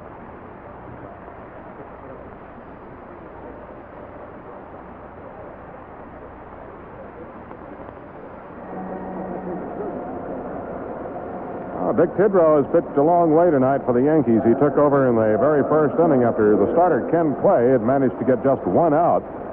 Lou Whitaker followed an out by LaFleur with a walk. Rusty Staub singled. Jason Thompson doubled. Bouncer off a warning track in dead center field into the stands, and Steve Kemp drove in 2 runs with a single, and Clay was gone. Tidrow has been pretty tough since then. Tigers have picked up a run to go ahead, however, in the 3rd inning off him. Tim Corcoran takes it low and inside for ball 1. Tidrow has given up a total of 6 hits since he took over, but allowed just 1 run. The big right-hander into the motion. The pitch to Corky. Swung on and fouled out of play. It'll be over the roof behind the plate.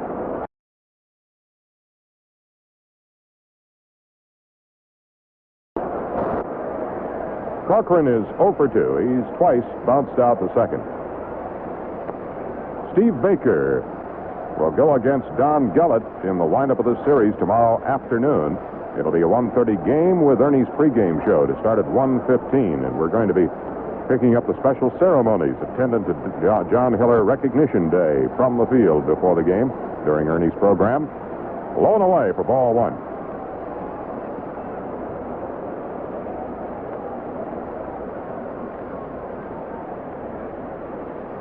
After the wrap-up tomorrow, the Tigers will be gone all week. They'll be back home a week from Monday against Toronto here.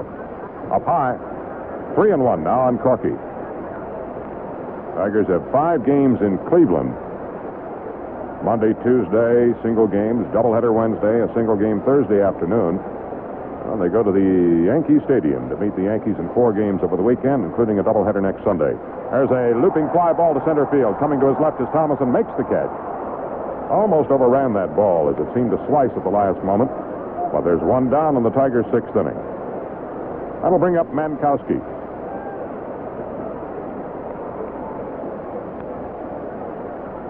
The Yankees have beaten the Tigers the first 2 games despite having to field a makeshift lineup. Billy Martin has had to do it without Mickey Rivers and Bucky Dent and Willie Randolph. Randolph started the opener Thursday, didn't play the whole game. Strike called on Mankowski, and Willie, with a bad knee, went back to New York.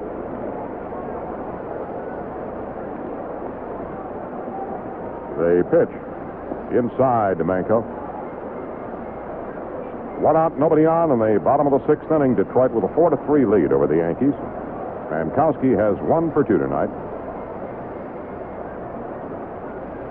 He takes outside, 2-1. Yankees have moved up another infielder from the minors. They called up Brian Doyle earlier. And Damaso Garcia joined them yesterday from Tacoma. There's a fly ball to center. Thomason goes back. He turns on it, is there, makes the catch. And there are 2 down in the Tigers' 6th inning. That leaves it up to Alan Trammell.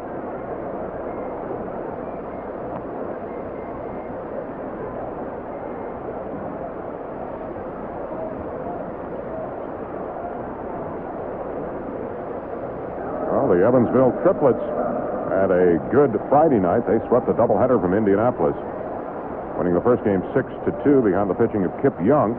Dan Gonzalez and Jerry Manuel each homered for the Triplets. And Manuel had a couple of hits from the nightcap. John Doherty also a couple of hits, and they won the game 3-2 behind Jack Murphy. First pitch to Trammell is a ball.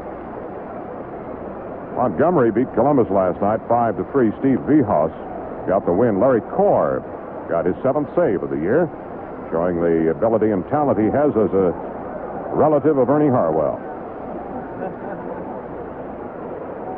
Pitch to Trammell was inside, bounced away from Munson. It's a 2-0 count on the Tiger shortstop.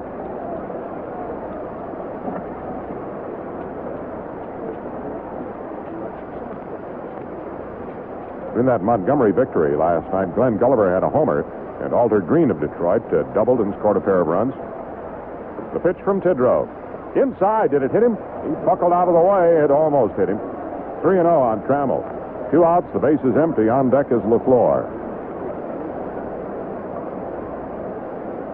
Well, the Tigers' #1 draft pick, Kirk Gibson, playing at Lakeland with the Lakeland Tigers, doubled in the Lakeland first run last night as they beat St. Petersburg 5-2. There's a strike called on Trammell, taking all the way.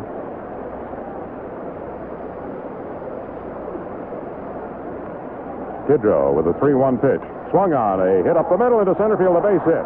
Out of the reach of Stanley. Trammell picks up his second straight single. It comes with 2 down here in the 6th inning. Same thing happened back in the 4th when Mankowski had been caught stealing. Trammell followed with a single to left. This time with 2 down, he singles up the middle. And it brings up Ron LaFleur. 1 for 3 for Ron tonight. A single his last trip.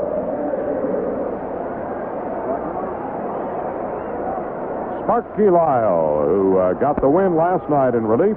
Loosening in the bullpen. Time is called. Something came out of the stands, out of the bullpen, I guess. Like a ball got loose down there.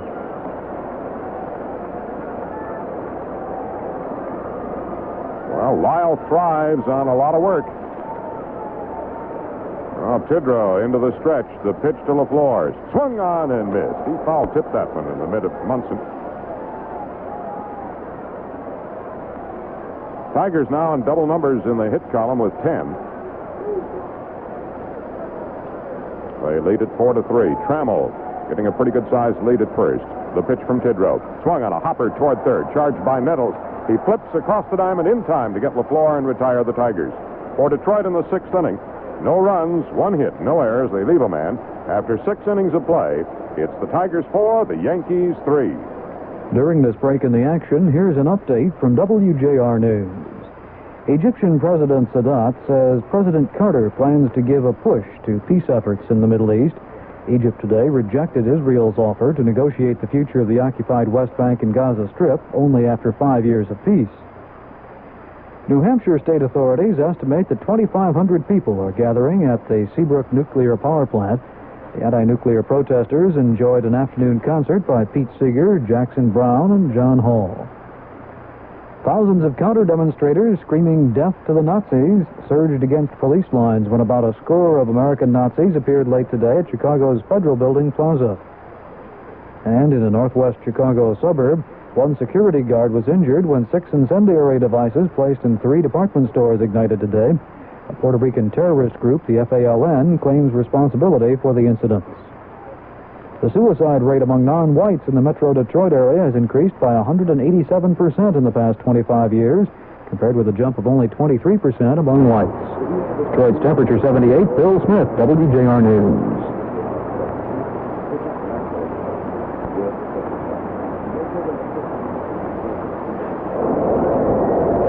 We've got the paid attendance figures, and Ernie and I were wrong about this being a bigger crowd than last night. A couple of thousand less, in fact. 37,861 here for this Saturday night contest. Still, it's been a big weekend series for the Tigers and Yankees.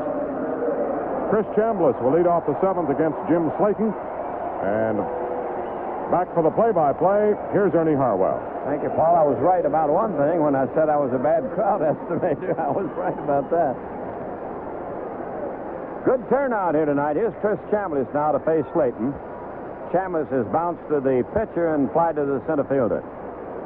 And he takes a strike call, a fastball at her high. It'll be Chambliss, Thomason, and Johnstone. Against the Tiger right-hander Jim Slayton, the Tigers lead it by 1, 4-3. Ball low. It got out the mid of May, goes back to the stands. Rodriguez is now playing third for the Tigers, replacing the starting third baseman Mankowski. Here it comes. He swings on a ground foul, hit down past Dick Hauser, the third base coach. John Hiller, who will be honored before the game tomorrow, now loosening in the Tiger bullpen. Well, if anybody deserves a recognition, it's John Hiller, believe me. Lyle is throwing in the Yankee bullpen. There's a high fly ball, left field. Not very deep. Kemp is there. He has it for the out. 1 up and 1 down in the New York 7th. Tigers 4 runs, 10 hits, and 1 error. The Yankees have 3 runs, 4 hits, and 1 error. And here comes Gary Thomason. Well, they've given us a little change on that attendance. If you write those things down, it's 37,681. The last three figures had a little reversal there. Here's their pitch, and Thomason takes a fastball outside.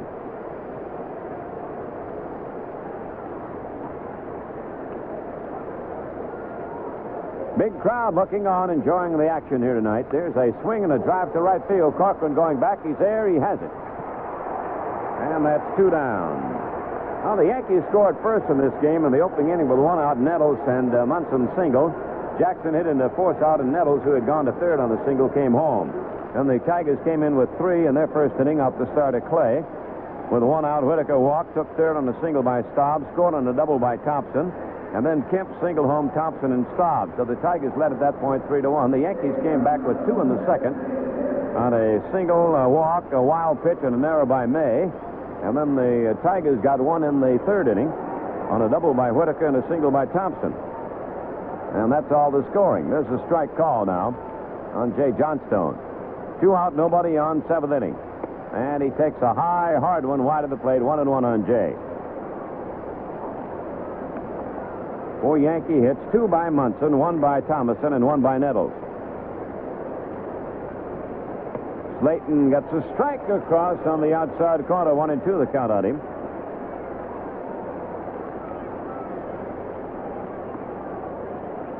Outfield fairly deep and straight away. Left-hand batter swings. A little slicer hit the left field in the air. Kemp is there, has it, and the side retired 1-2-3.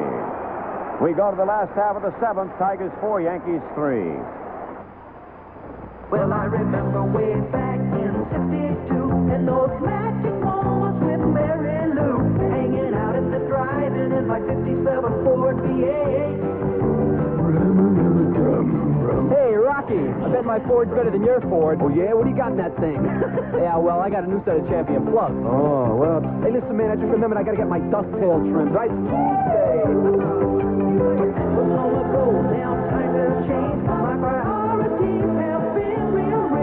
Hey, Rocky, I bet my Pinto gets better mileage than your Pinto. Oh, yeah? Tell me, what do you got in that thing? Yeah, well, I got a new set of Champion plugs. Oh, wow. Hey, I got a split. I just remembered I got to get a hair transplant, right? Hey, times change. Buy a better plug for any kind of car than Champion. You can buy a better plug no matter where you are than Champion.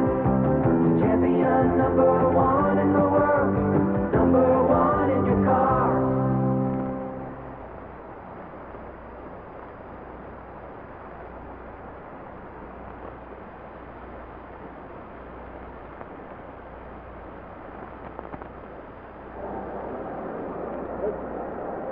This broadcast is made possible by the Detroit Baseball Club and the American League and is intended for the private use of our listening audience. Rebroadcast or other use of this play-by-play is prohibited unless prior consent is received from WJR Detroit, the Detroit Tiger Baseball Club, and the American League. The announcers for this broadcast are selected and employed by WJR Radio and the Detroit Tiger Baseball Club.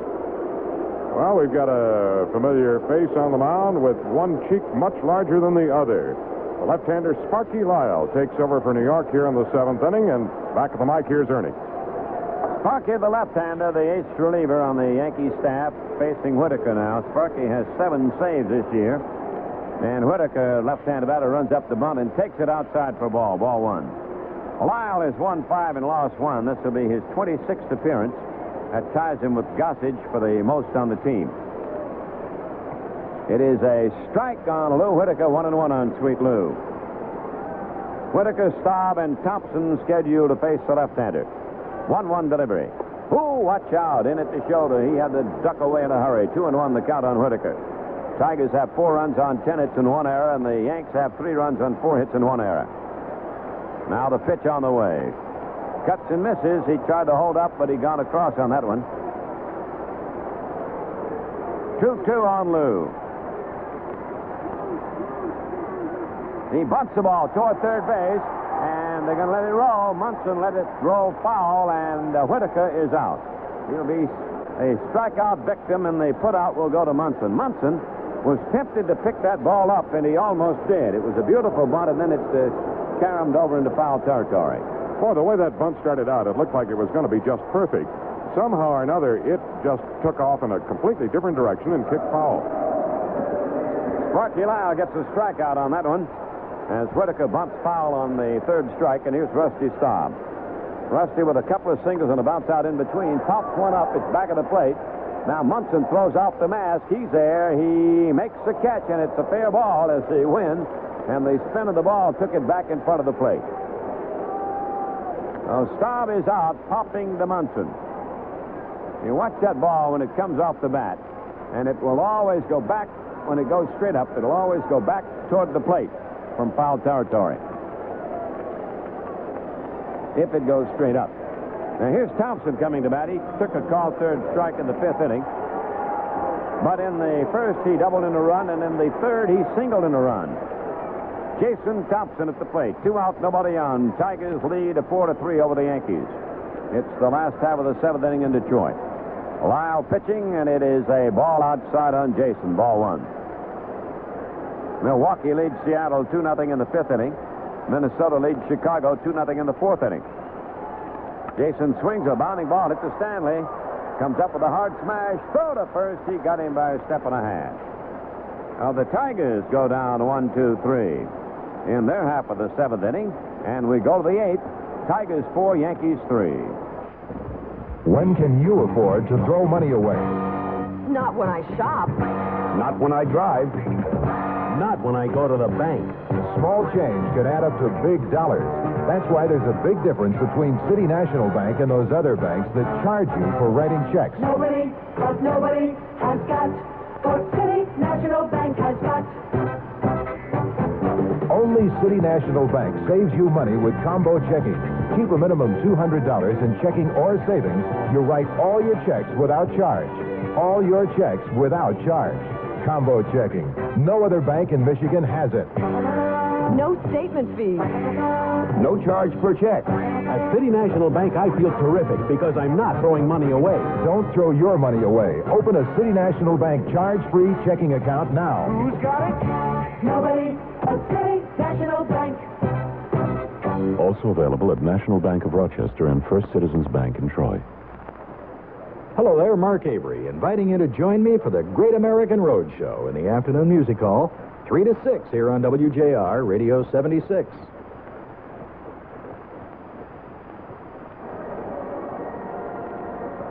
Here come the Yankees to bat in the eighth inning. The Tigers ahead 4-3. Fred Stanley will lead off against Jim Slayton. Let's check the National League quickly now. In the night games, Montreal leads the Cardinals 1-0 in the sixth. The Phillies ahead of the Cubs 5-1 in the eighth inning. San Diego leading Houston 2-0 at the end of 2 in those night games. Well, here's Stanley waiting, and Fred takes a ball in too close from Jim Slayton. Hill is still working in the Tiger bullpen.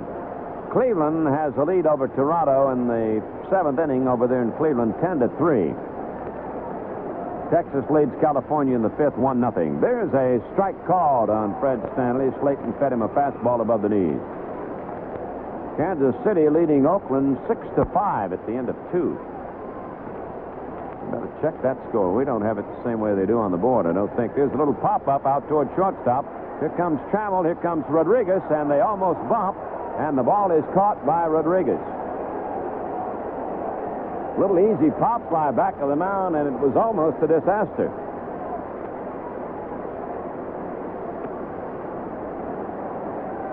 Well, let's double check that Kansas City score. What do we have off our ticker in the booth is Kansas City 7, Oakland 1 at the end of 3. We'll wait to see whether the scoreboard will agree with us on that or still fight us on it. Here's Spencer batting for Doyle. Jim Spencer, the big, hard-hitting first baseman. He's used a lot as a designated batter by Billy Martin. Left-hand batter at the plate. And he takes the ball outside. Spencer batting .234, 7 home runs, and 20 runs batted in.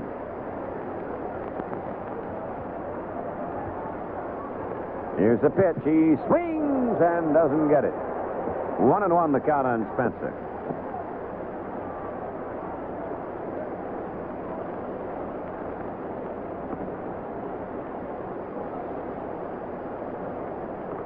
Now the windup by Slayton, the pitch. Jim swings and pops it up into the middle of a diamond again. Here comes Trammell. Here comes Whitaker. It's Whitaker to make the catch back of the mound. 2 down. That'll bring up the veteran Roy White.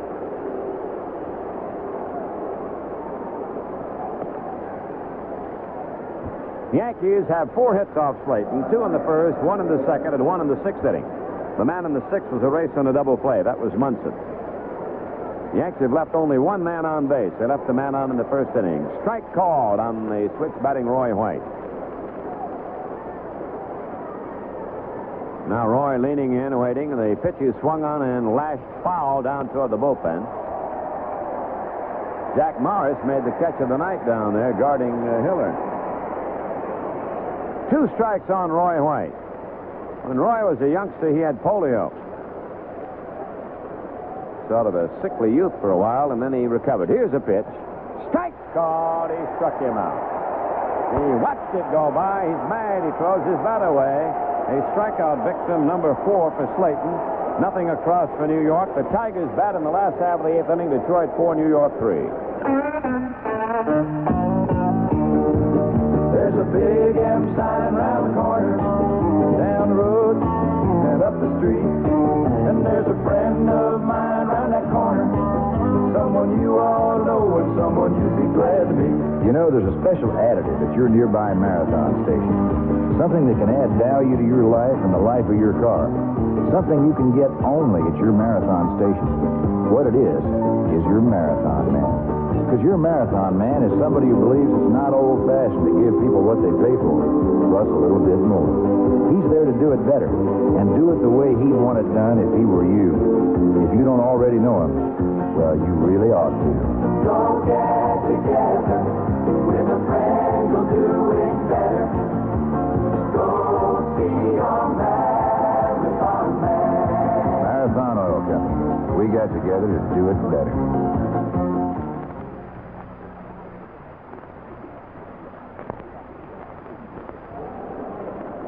New second baseman for New York, and he's the newest Yankee of them all, Damaso Garcia.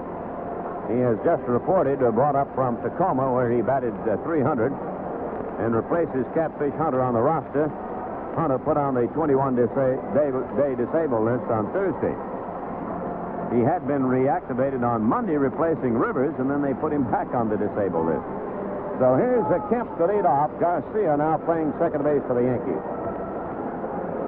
Kemp drove in 2 runs with a key hit in the first inning, a single that at that time put the Tigers in front 3-1. Then the Yankees tied it with 2 in the second, and the Tigers went ahead in the third on a double by Whitaker and a single by Thompson.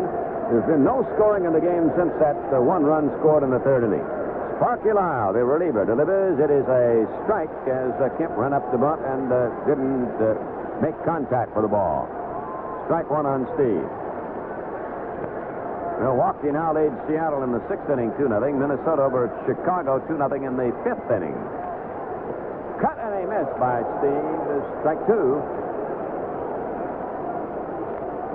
Remember to stay tuned for the scoreboard show with Paul Carey. Paul will have all the scores and details of the Major League action for you. Lyle working on that big chaw tobacco. Kemp stepping back into the batter's box. I think we've had a resurgence of tobacco chewers in baseball in the last 3 or 4 years. There's a little tapper rolling toward first base. Ball foul and picked up by the usher. Strike 2, the count on Kemp. Now, Lyle didn't like that ball. He wants another one. Let's pause briefly for station identification. This is a Detroit Tiger Baseball Network. You're listening to Detroit Tiger Baseball on the great voice of the Great Lakes, WJR Detroit, Radio 76.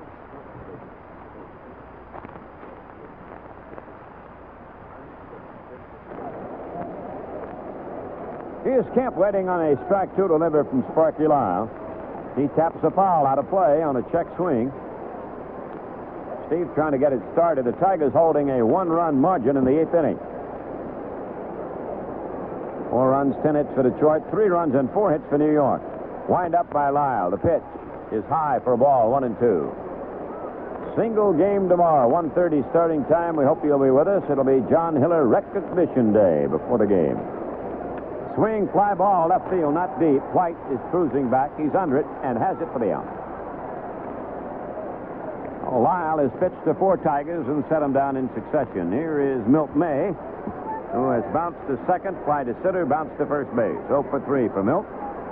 Tomorrow it'll be Steve Baker, the big rookie right-hander on the mound for the Tigers, against Don Gullett of the Yankees. Baker with a 1-0 record, and Gullett, the Yankee left-hander, has won 2 and lost none. Here's Lyle ready to go to work against Milt May, and Milt takes the ball low from Sparky, ball 1. Jim Crawford listening now in the Tiger bullpen. Hiller was up a little earlier. May cuts and pops it up over between third and home, foul ball. Here comes Nettles. He has it for the out. That's 2 down in the Tiger 8th inning. They lead the Yankees 4-3. And Mickey Stanley now inserted to bat for Corcoran with a left-hand pitcher on the mound. It'll be a hand for Mickey as he steps in.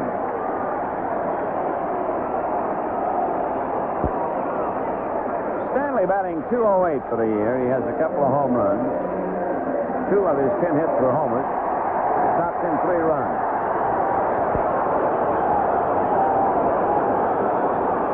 Waiting on deck is Aurelio Rodriguez.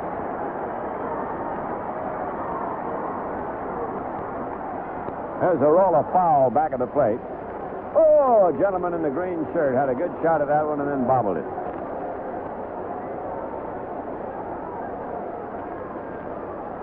He's from Livonia. Here's the pitch by Sparky. Swing, fly ball, center field. Should be caught. Thomason is there, cruising under it. He has it, and the Tigers go down 1-2-3. At the end of 8 at Tiger Stadium, Detroit 4, New York 3. I bought an economy car. Nice little car. Of course, I had to give up big car rides. I just bought a smaller car, too. I gave up a lot of passenger room. But with prices going up and up, I figure you got to give up and up. Well, I didn't give up. I bought a new Plymouth Volare 4-door, and I didn't give up the things I want. I got the big car ride Frank gave up, the room for 6 Harry gave up, plus the compact economy they didn't give up. So why didn't they buy a Volare? I give up. Don't compromise when you economize.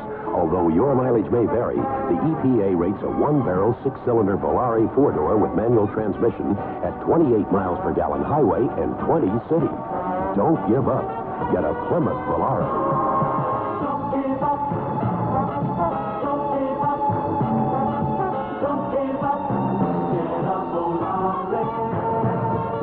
For a great value on Plymouth Volare, see your Greater Detroit Chrysler Plymouth dealer.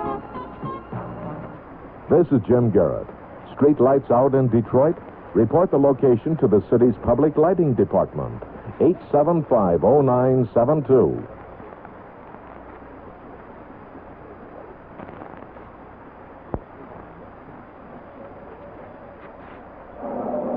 Well, Mr. Jim Slayton ready to defend the Tiger 1-run margin in the 9th inning.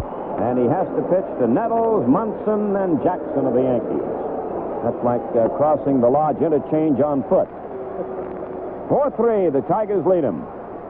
Nettles with 1 for 3. Swings on the first one and misses. Hiller and Crawford tuning up in the bullpen. Munson waiting on deck. 9th inning, 4-3 Tigers. The pitch. He takes the ball in tight under the chin. 1-1 the count on Nettles. 4 runs, 10 hits for Detroit, 3 runs, 4 hits for the Yankees, each team with an error. Stanley now in right field for the Tigers. Here's a foul that'll drift back into the seats on the third base side. Handled by one of the upper deck outfielders, and then it gets away from him and bounds down on the field.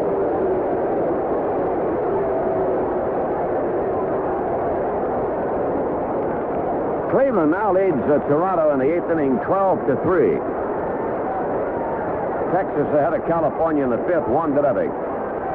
Nettles swings at a bounding ball to Whitaker at second base. He has it over to Thompson, 1 away. 1 down, and here comes Munson. The big Husky catcher from Ohio. He has singled twice. He has half the Yankee hits. Single in the first. Set up the scoring of the first run. Jackson knocked it in with a force out. Then he struck out in the third, the first strikeout for Slayton in the game. He then singled in the sixth inning and was erased in a double play. Udecker takes that ball out of play, substitutes another one for Slayton. One down, ninth inning. Yankees batting. The Tigers lead them by 1, 4-3 at Tiger Stadium. Third game of the series. The finale set here tomorrow at 1:30. We hope you'll be with us. Rodriguez deep at third, guards the line. Munson takes a ball low. Fastball from the right-hander Slayton. Phillies lead the Cubs in the ninth inning at Philly, 5-1. Munson hits a ball up the middle, grabbed by Trammell near second, throw to first, out number 2. Trammell ranging to his left, got the grounder on the shortstop side of second base, fired over to Thompson in time, and now there are 2 down in the ninth, and here is Reggie Jackson. Reggie hit the shortstop for a force out to drive in the first run in the first inning. He bounced the shortstop in the third. He hit into a double play to the pitcher the last time up in the sixth. Swing and a foul out of play. That went into the old press box, back at third base, and bouncing down below. Strike 1, the count on Jackson. 4-3 Tigers lead. Ninth inning. Yankees have the bases empty and 2 down. Outfield deep to right on Reggie. Slayton ready to go to work again. Winds and pitches. Jackson takes the ball outside. 1-1 the count on him. 4 runs, 10 hits, 1 error for Detroit. New York, 3 runs, 4 hits. They've made 1 error. Jackson stepping away for a moment. 1-1 the count on Reg. Back into the batter's box. Slayton looks him over, winds and pitches. Here's a ball outside. Low and away with a fastball.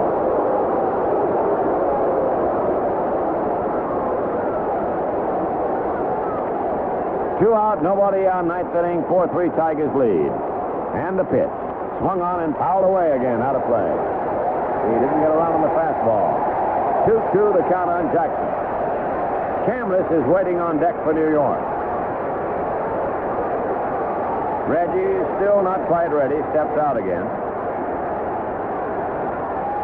Thompson guarding the line, a very deep first base. Time called for a moment by Udecker at the plate. Here's Slayton picking up his sign. Jackson still waiting. 2-2 pitch. Swing, line drive to Trammell. The game's over. The Tigers win it. Jackson lines to Trammell for the third out. The Yanks go down 1-2-3 in the ninth inning. And the final score, Tigers 4, New York 3. If you haven't read the new AM edition of the news, you just don't know what you're missing. Exclusive new columns like Where the Action Is. It's an early look at the stock market, betting odds, even lottery numbers. You're missing eye-openers with Margie Coombs and her views on all the latest trends. Plus the comment page with the timely observations of people like Pete Waldmeyer, Nicholas von Hoffman, and Bill Malden. The new AM News at newsstands at 6:30 every morning. It's the first good news of the day. Reading the Detroit News AM edition can make you smarter, and from now until June 30th, richer, with a new game called Joker Poker. You play it like poker, with cards that appear Monday through Friday in the AM edition of the News. 2 of a kind could win you $50. A Royal Flush, $5,000. Joker Poker, no purchase necessary. Rules and entries available through the Detroit News or in the new AM edition. Like they say, it's the first good news of the day. Only now, it's even more so.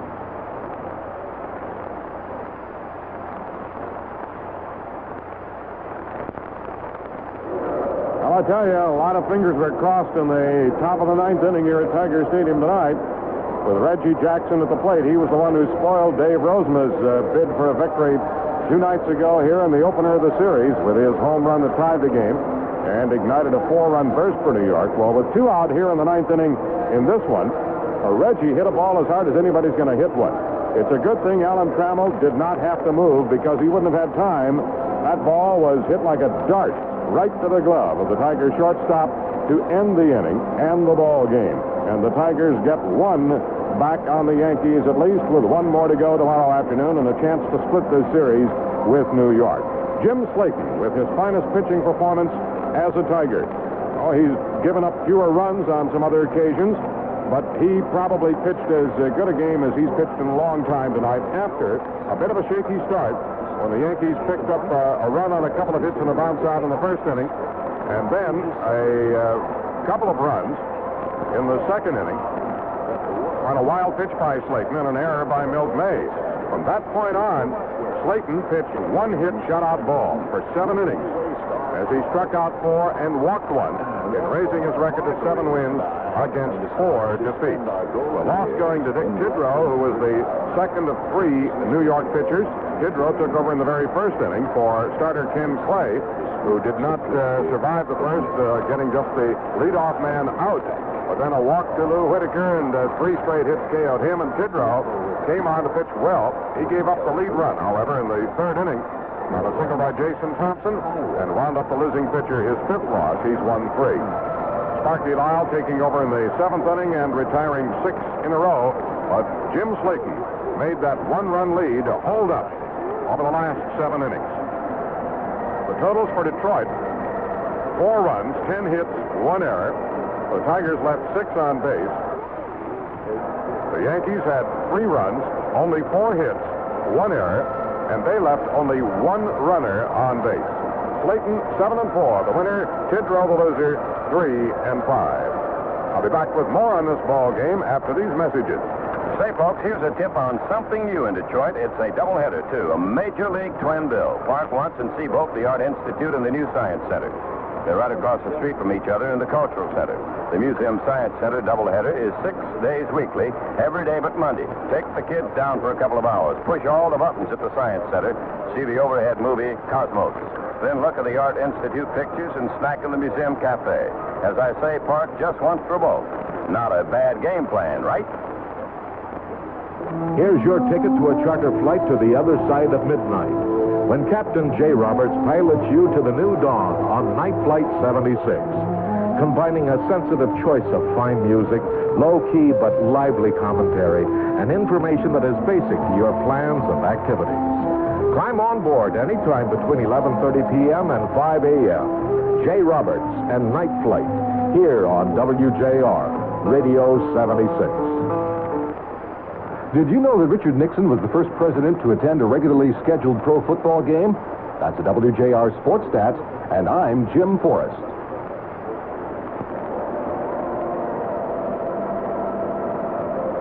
Reviewing the scoring in the ball game, the Yankees got a run in the very first inning when, with 1 out, Greg Nettles singled a ball that was dying on right fielder Tim Corcoran. Tim racing in, and the line drive handcuffed him. It went off his glove and bounced behind him. Nettles safe for a single, and he took third on a single by Thurman Munson and scored on a bounce out by Reggie Jackson. The Tigers, however, claimed the lead in the bottom of the first inning with 1 out. Lou Whitaker walked. Rusty Staub singled Lou to third, and then Jason Thompson hit a long drive to dead center field over the head of center fielder Gary Thomason. It took 1 bounce off a warning track and into the lower deck. Ruled a ground rule double. As a result, it was worth just 1 run. But then Steve Kemp followed with a 2-run single to right to drive in both Staub and Thompson and KO the starter Ken Clay. Tidrow took over at that point and got out of any further difficulty. And the Yankees tied the game in the second inning when Thomason led off with a single to right. With 1 out, Fred Stanley walked, and then with 2 out, the 2 runners moving up on a bounce out by Brian Doyle. With Roy White at the plate, Slayton uncorked a wild pitch, allowing Thomason to score. When May tried to make a play on Thomason at the plate, flipped wildly over the head of Slayton. Well, then Stanley came on in from third to score the second run on the same play, and it was a 3-3 tie. But the Tigers in the bottom of the third inning took the lead with the run that turned out to be the winning run. Lou Whitaker led off with a double into the right field corner. And with 1 out, Jason Thompson hit a hard hopper up the middle into center field to drive in Sweet Lou, and it was 4-3 Detroit, and that's the way it ended because Slayton pitched shutout ball, allowing the Yankees just 1 hit over the last 7 innings. The game took 2 hours and 1 minute to play, a quick one, before 37,681. And the series will wind up tomorrow with a 4th and final game of the set It'll be Steve Baker, the rookie right-hander, going for Detroit against the veteran left-hander Don Gullett, who has won 2 and lost none for New York. Our broadcast coverage tomorrow to begin at 1:15, and we'll probably have a little bit of a flexible pregame program with Ernie Harwell tomorrow, inasmuch as it will be John Hiller Recognition Day, and we'll attempt to bring you some of the ceremonies attendant to that special day. Now for Ernie, this is Paul Carey saying so long. Once again, the final score tonight, the Detroit Tigers 4, the New York Yankees 3.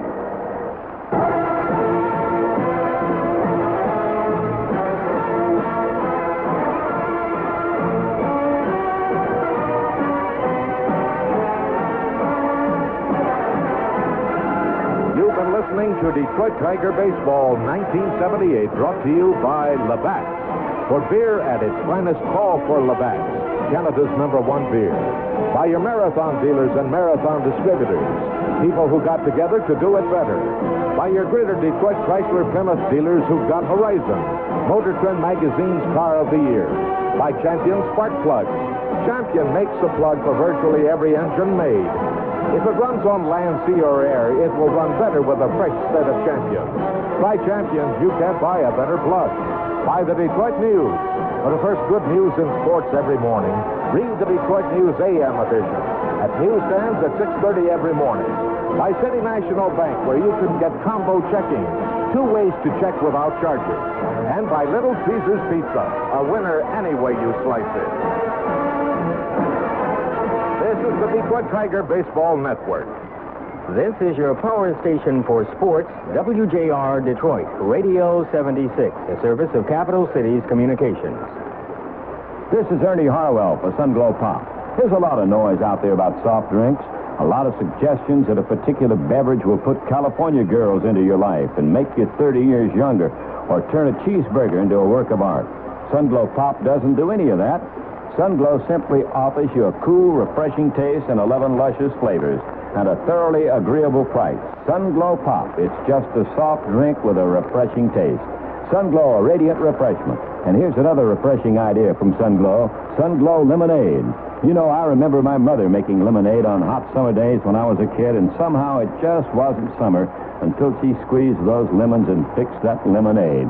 So you can have that wonderful lemon flavor without all the fuss in new Sunglow Lemonade. It's non-carbonated, fortified with vitamin C, and ready to drink. No mixing, no stirring, just a refreshing glass of lemonade in a can. Available at Baisley Farm Markets in Monroe and Utica and at all A&P stores.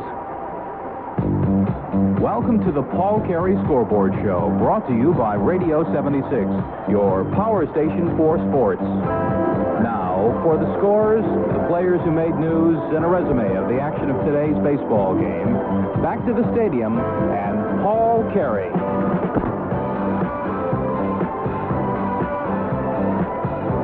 Good evening again from Tiger Stadium, where tonight the Tigers beat the Yankees 4-3. Let's check the scoreboard of this Saturday action.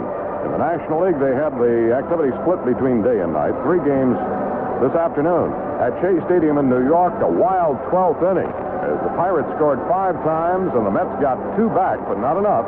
And the Pirates beat New York 7-4. 7 runs, 13 hits, 3 errors. For New York, it was 4 runs, 10 hits, and 2 errors. DeCalvo, the winner in relief for Pittsburgh, he is 4-4. Siebert, the loser, 0-1. The winning blow, or at least one of them certainly, I don't know whether this broke the tie or what, but John Milner hit a grand slam homer for Pittsburgh in that 5-run 12th inning for the Bucks. It was Milner's 2nd home run of the year. Early in the game, Dave Parker had homered for the Pirates, his 12th of the season, and Willie Montanez hit his 10th for New York. The Pirates win it in 12 innings, 7-4. At San Francisco, the Giants edged the Atlanta Braves 2-1. 2-9-0 for the Giants, 1-9-1 for Atlanta. Steve Barr got the win. He's won 3 and lost 4.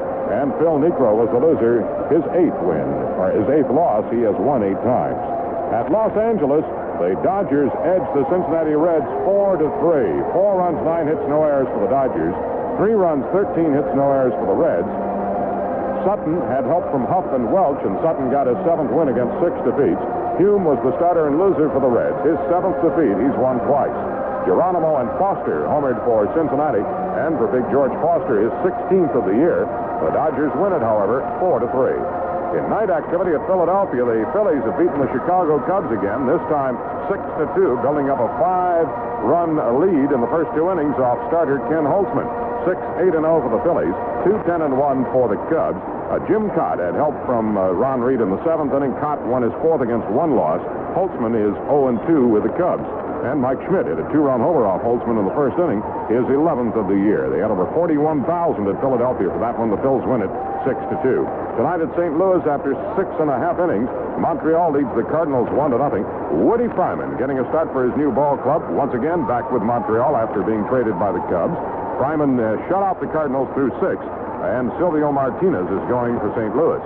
At San Diego after 3 innings, Houston leads the Padres 4-3. Bannister pitching for Houston. Jones going for the Padres, and Dave Winfield has hit a home run for San Diego, his 12th of the year. A look at the American League scores in 1 minute. You probably know where to buy a standard 60-watt bulb, but if the fluorescent tube in your bathroom burned out, would you know where to get a replacement for that?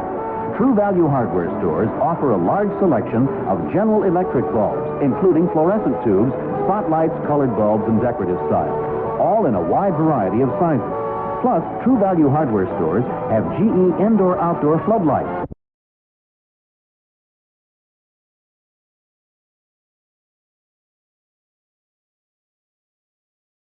Innings. Houston leads the Padres 4-3. Bannister pitching for Houston. Jones going for the Padres, and Dave Winfield has hit a home run for San Diego, his 12th of the year. A look at the American League scores in 1 minute. You probably know where to buy a standard 60-watt bulb, but if the fluorescent tube in your bathroom burned out, would you know where to get a replacement for that? True Value hardware stores offer a large selection of General Electric bulbs, including fluorescent tubes, spotlights, colored bulbs, and decorative styles, all in a wide variety of sizes. Plus, True Value hardware stores have GE indoor-outdoor floodlights to light up your driveway and yard to help discourage intruders and to give you and your family a more comfortable feeling of daylight. So whether you need a standard 60-watt bulb, a floodlight, spotlight, or a replacement for the fluorescent tube in your bathroom, go to your complete and convenient GE light bulb source, your nearby participating True Value hardware store. True Value hardware is more than just a name. It's a way of doing business that means True Value.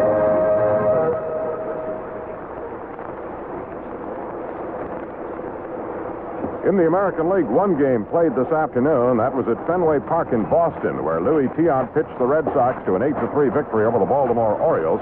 8 runs, 10 hits, no errors for Boston. 3 runs, 7 hits, 2 errors for Baltimore. Tiant with a perfect 7-0 record now for Boston. Scott McGregor was the loser for Baltimore, his 5th defeat against 8 wins. Dempsey and Murray both homered for Baltimore in that game. For Eddie Murray, his 15th of the year. And for Boston, Butch Hobson hit his 15th. Carlton Fisk connected for his 8th. All 4 home runs with nobody on base. The Boston Red Sox winning it 8-3 over Baltimore. And with the Yankee loss here tonight at Tiger Stadium, it means that Boston has now extended its lead to 8.5 games in the American League's Eastern Division. At Cleveland, the Indians and Toronto playing in the 9th inning now, and the Indians have a solid 12-3 lead over Toronto. Paxton started for the Tribe. Manji relieved him in the 8th inning. It's been Clancy, Willis, Coleman, and Cruz for Toronto. Alexander hit a grand slam homer for Cleveland in the 4th inning. It's Gary's 12th home run of the year and an acquisition for the Indians from Oakland. Cleveland leading at 12-3 in the 9th inning. At Milwaukee, after 5 innings, the Brewers ahead of Seattle 2-0. Augustine working for Milwaukee. Colburn on the mound for the Mariners. Thomas has hit a 2-run homer for Milwaukee, his 17th of the year. At Kansas City, after 4 innings, the Royals lead Oakland 7-2. Hassler pitching for the Royals. Renko and McCarthy have worked for Oakland. Lecoq has hit a 3-run homer for Kansas City, his first home run of the season. Down at Texas, after 5 innings, the Rangers lead the Angels 2-0. Matlack going for the Rangers against Frost of the Angels. At Chicago, after 5 innings, Minnesota up on top of the White Sox 2-0. Jackson, that's Darrell Jackson, the young rookie who stopped the Tigers, started for Minnesota, but he's been relieved now by a familiar name, Rorik Harrison, who is back up for the major leagues with the Twins. He has come on in the 6th inning. Wilbur Wood going for the White Sox. A recap of the Tiger-Yankee game in 1 minute.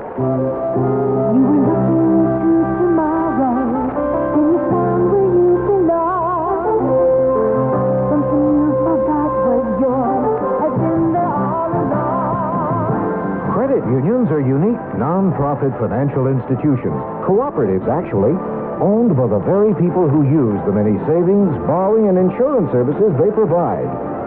And because of this unusual relationship, their approach to doing business is a very personal one, based on a genuine concern and respect for people.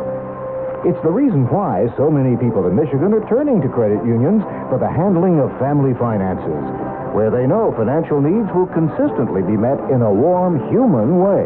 It's a fact. You're worth more at your family credit union.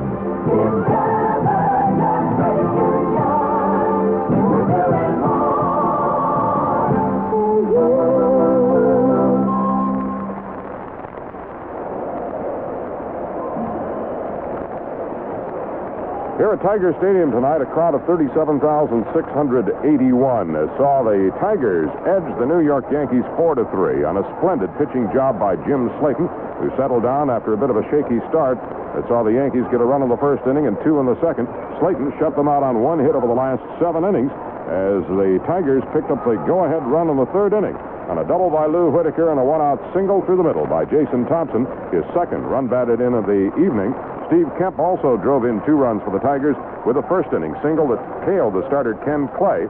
Dick Tidrow, who relieved him, gave up the lead run in the 3rd inning and suffered the loss, his 5th against 3 wins. Slayton going all the way for his 7th win against 4 defeats. 4 runs, 10 hits, 1 error for Detroit. 3 runs, 4 hits, 1 error for New York. Slayton beating Dick Tidrow tonight. The Tigers get 1 back on the Yankees and have a chance for a split of the series when it winds up tomorrow afternoon with Steve Baker going for Detroit against Don Gullett of the Yankees. And that's tonight's scoreboard show from Tiger Stadium. Paul Carey wishing you good evening. The Paul Carey Sports Scoreboard was brought to you by Radio 76, your power station for sports. The Paul Carey Sports Scoreboard is heard right after all Detroit Tiger baseball games. This is the Detroit Tigers Baseball Network.